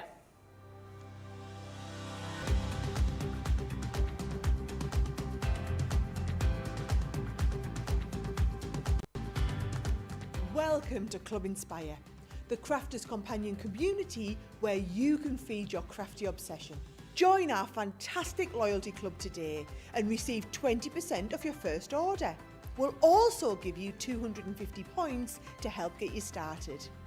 Other benefits of joining Club Inspire include exclusive special offers and discounts for Club Inspire members only, exclusive sneak peek previews of brand new product launches, and of course the Club Inspire community group on Facebook, where you can access exclusive content such as downloads, offers and inspiration, and of course you can chat and share your makes with other members. You'll receive 1 point for every £1, dollar or euro you spend, and the more points you receive, the more benefits you'll unlock. So what are you waiting for? Sign up, join the club and start rewarding yourself today.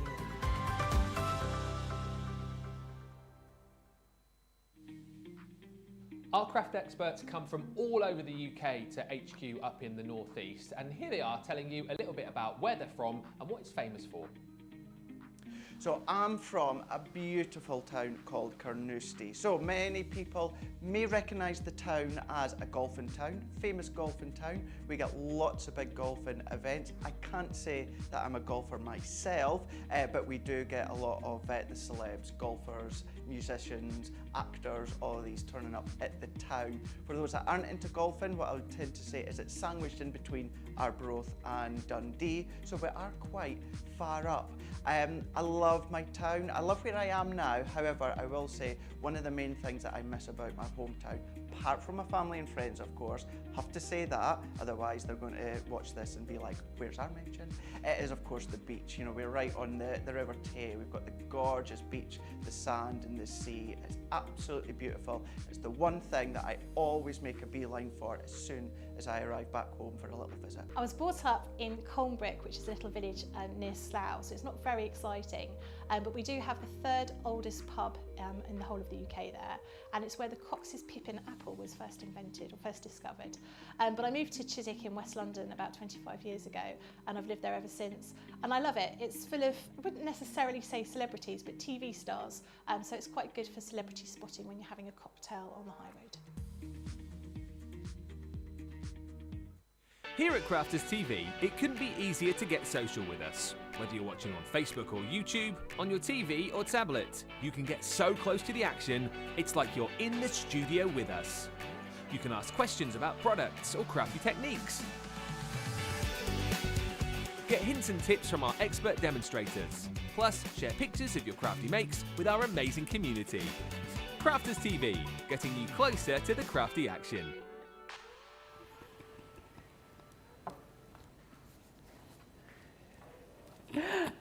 There was our Nicola, there you go. So she's in front of the camera, behind the camera as well, all over.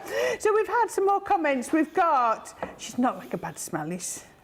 Patricia says, Becky and Corrine, I really have enjoyed you two today and the sewing tips you both have shared. Well, thank you. We hope we've had you've enjoyed the day as we have.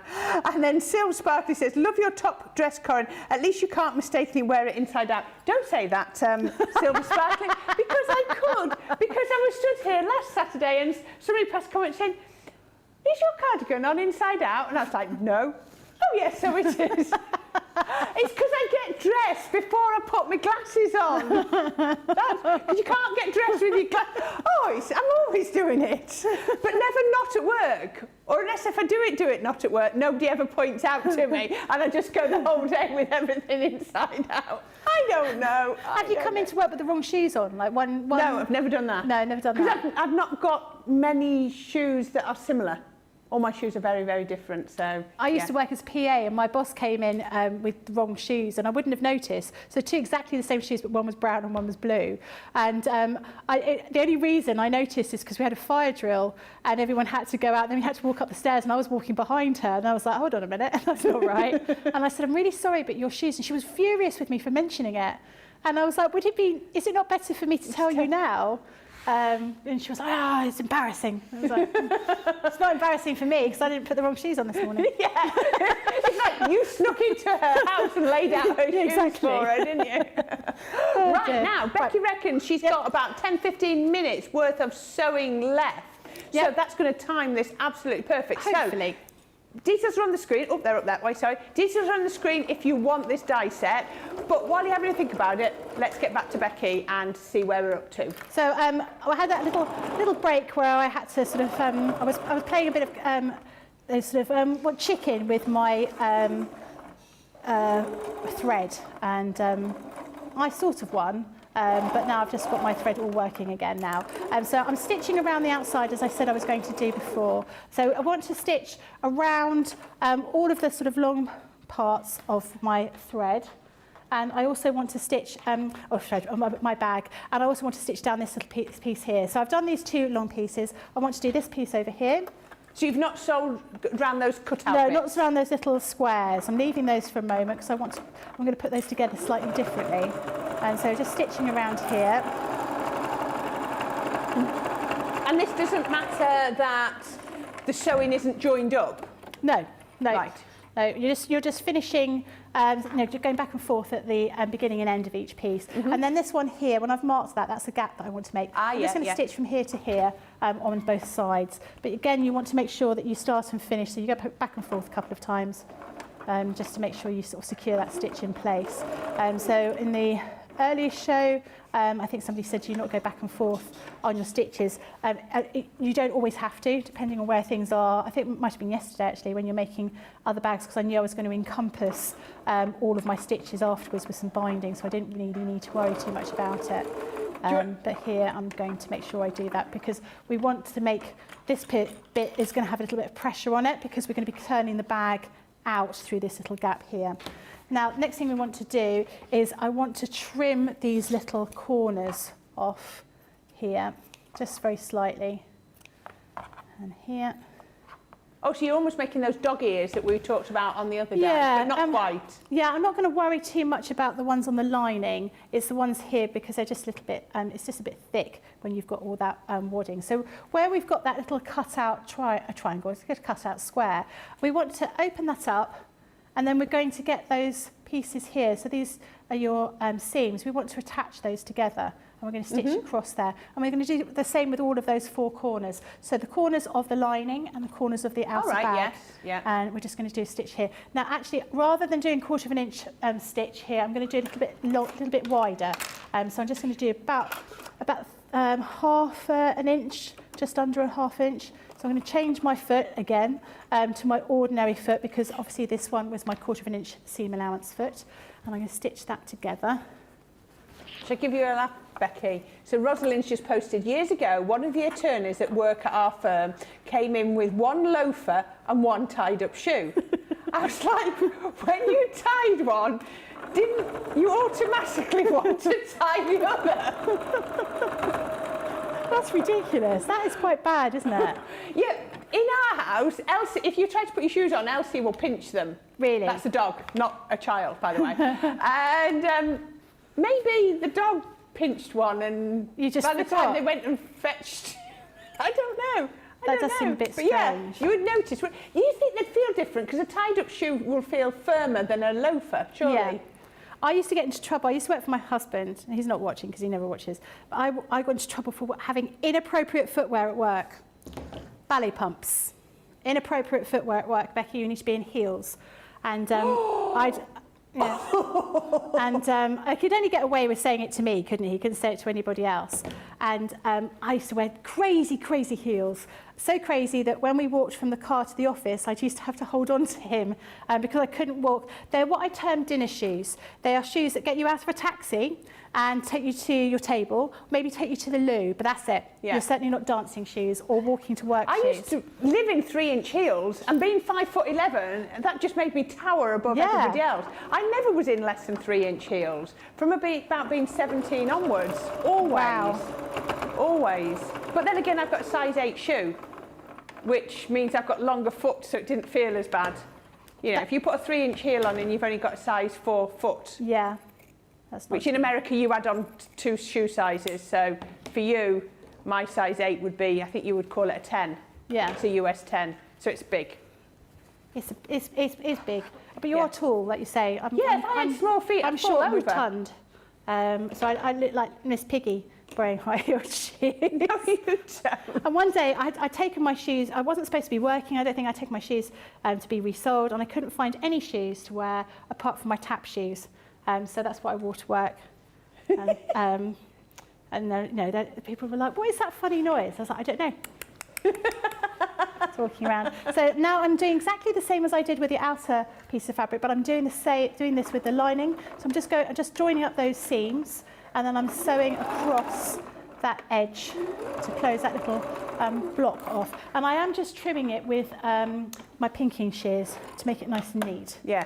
when it turns Laura through. Parker's got both these fabrics and loves them both. Didn't know she'd love the spotted one, but she does. It is really pretty. I know what you mean, because sometimes when you look at fabrics on screen, you don't see the beauty of them, but actually it's lovely fabric. And I think despite the fact it's sort of pinks, it's quite manly. You know, you can get away with being a bit more masculine. There you go. This is a bit like what we were saying about earlier about that bulk, isn't it? And it's just about working out how the best way to get the bulk out of the way for the machine. But you can do it if you work it through. Yeah. Again, just trimming that around here. Okay, so now we're at a point where we are going to give birth to the bag. So this is the bit we haven't sewn up, this is the lining, and so we're going to go through the bag, and then we're going to sort of turn everything out like this. And then, this is really clever. Look at this. It's like magic. It is just like magic. Look at that. And then it's just poke everything into the right places. Get it all into the right place. So you've obviously got that little gap in the lining, which we want to sew together. When you make sure you know, when you're happy that you've got no pins left in and... Yeah, exactly. I'm just going to actually stitch on this corner a bit more because I haven't actually managed to capture all of that fabric. All right. So I'm going to give another stitch on that, otherwise it's going to come off and then Nicola will be really upset when she finally gets it. When Nicola gets it and everything goes into the lining. Yeah. She's like, this is rubbish. And then she'll shout at me, or she'll make it a really difficult game on Dave Crosswhite and I'll lose. Okay, that's a bit better. You wait till you get flags of Eurovision. Oh gosh, that sounds awful. I couldn't do that. couldn't Is do she that. doing that next time we tour on? Oh, thanks, Nicola. Okay. No, basically it was like a conundrum because she gave us some letters as well. So I could Oh, do that it would from be that. really difficult. I'm not very good with flags. I'm not very good with geography, I have to be honest with you. It's just not something that ever... like geography, left and Maths? right. Huh? Maths? No, maths is all right. It's okay. Now I'm older, it makes more sense. I think when you're a child and you're just learning things for learning's sake, it doesn't make any sense. And then when you actually start working or start doing things, it makes a bit more sense. But yeah, not quick maths, not mental maths like you do. I can't calculate stuff in my head, but I'm all right. I'm all right if I've got an Excel spreadsheet. Again, we're just going to stitch up that lining. You could do this by hand if that's what you wanted to do. Did those fabrics come in a bundle or were they completely separate and you just said, oh, they're going to work together? Because I'm looking at the peaches No, they and the were. golds. They're all part of the same collection. Right. So whilst they weren't in a bundle, they were part of the same collection, so you could buy them. So that's why the pinks and the golds have just matched so well. Yeah, that's right. I was just mightily impressed. Okay, so we've got that here. Now the little thing I'm going to do is a bit of ribbon weaving just to finish it all off. So what I'm going to do is I'm going to take my piece of ribbon, which is this very thin, it's 3mm ribbon, and I want to make a loop round about halfway, like that. And then I'm going to place that fabric, the ribbon, over the top. The piece of ribbon that's over the top of the other piece, I'm going to make a loop and I'm going to pull that through. Oh, I know, And like make a a little- slip knot, Yeah, basically. make a little knot. But you just want to make sure that you've got it all nice and flat with that ribbon. Hold on a minute. Why is that not? No, I think it's because I'm trying to do it and show you at the same time. So that's nice, nice tight knot here. And I'm going to make that loop a little bit smaller. And then I'm just going to make this loop go through here. And I'm going to pull that loop down. When I do this at home, I do it really, really quickly and I don't have any problem. And then you do something here and it's just like, no, that's not working.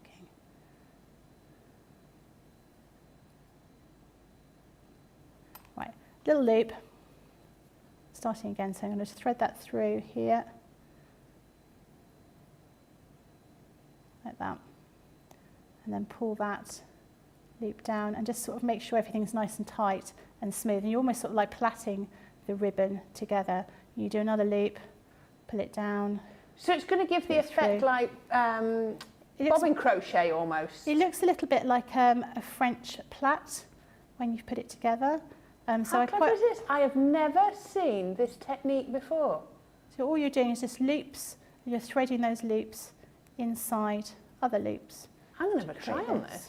It's really easy. I've got loads of ribbon. You can take some home. You just go like this. So you can see how that's beginning to create that Yeah. little woven thing. So I'm just going to carry on until I get to the required length. That's going to make a little pull to put on my zip. Of course, you could use some charms. We had some charms on the show on Friday. Was that yesterday? It was yesterday. Yeah. With the new bags that we had on the show. Little bag charms, were they? Yeah, and they're all sewing orientated. So we've got sewing machines and nice. thimbles and scissors and that kind of thing. So they're really good, and I think they're still available on the website. So you could use those, or you could use a little bead.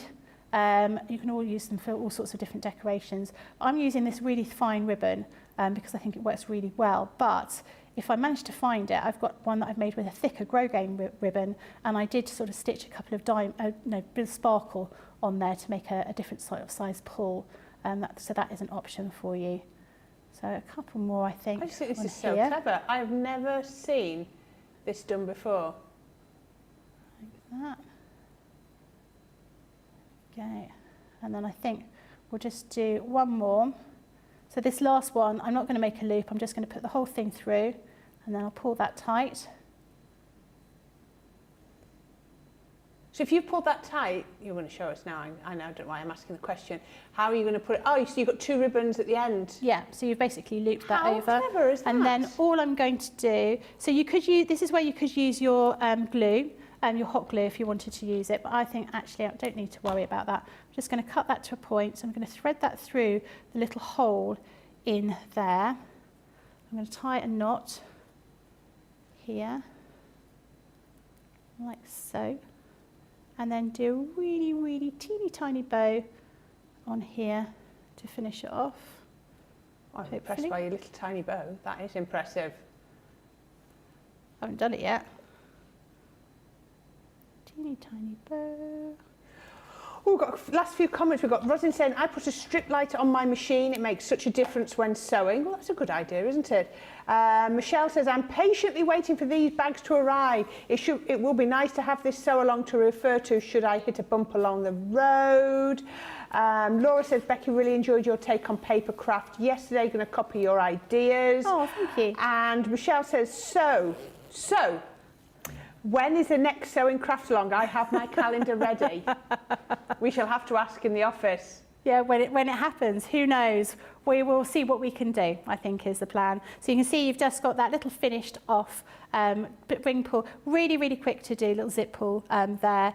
So this is the one for Nicola, this is the one for Brent that we've done, so more or less exactly the same. So you've got your bags with your little zips at the back, little pockets down here as well, and you've got your lining all in here as well. You could add a little pocket in there if that's what you wanted to do, but you've got all those bits and pieces. So I hope you really enjoyed that. I hope you managed to follow it and didn't get lost, and I hope your machine doesn't play up when you have time to make it. That was absolutely fantastic. Thank you. I have loved that. Our first ever sew along. Absolutely brilliant. And hopefully it is the first of many more to come. Look at that. Perfectly within the 2 hours. If it gets to be more complicated, perhaps we'll have to have a double sew along, 2 o'clock and 6 o'clock. Who knows? Maybe that would work if it was something a little bit more complicated. Just putting it out there. So if you did like that and you want to do it, yeah, that's right, I did it the right way. You are going to want to get your multimedia bag making die set, your perfect pouches. Now you're going to get all 3 of these sets for $29.99. When it's, oh no, there we go. No, we're not. What was that then? That was, it said.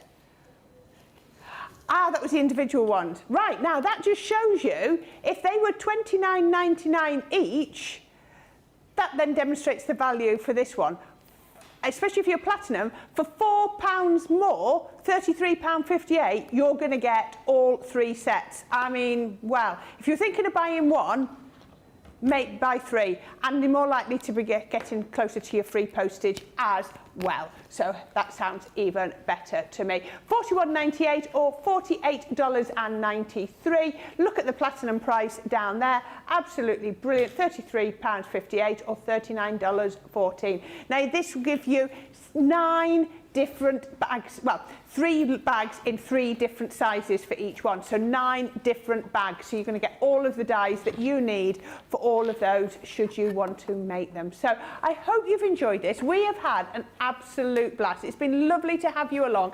I've loved having your comments. Oh, loads more comments. Liz says, absolutely love this show, more please. Everyone loved this, says Rachel. Have a good evening, ladies, and safe travels. Thank you so much. We're going to have a lovely evening. I'm going to travel home. I think Becky's going back to the house. She's going to go home tomorrow. And we are just going to hope you have a restful evening. And if you do make this, please, please, please put the pictures on our Facebook page and tag Becky and myself in, because we would love to see your take on them. The different fabrics, or maybe you've done one of the other shaped bags. Please share them with us, because we'd love to see. But until the next time that we can bring you a sew along, we're going to say goodnight. But back tomorrow is going to be our lovely Sarah and Ben. Ben all day. They've got all sorts coming tomorrow. So yeah, please tune in then. I'm back here next Saturday again with our lovely Debbie. It's all about mindful crafting next week. And our Becky's back in a couple of weeks. So until then, please have a lovely weekend. And thank you for joining us. And can't thank you enough for your lovely comments. We really, really appreciate them. It makes it all worthwhile. So until then, good night.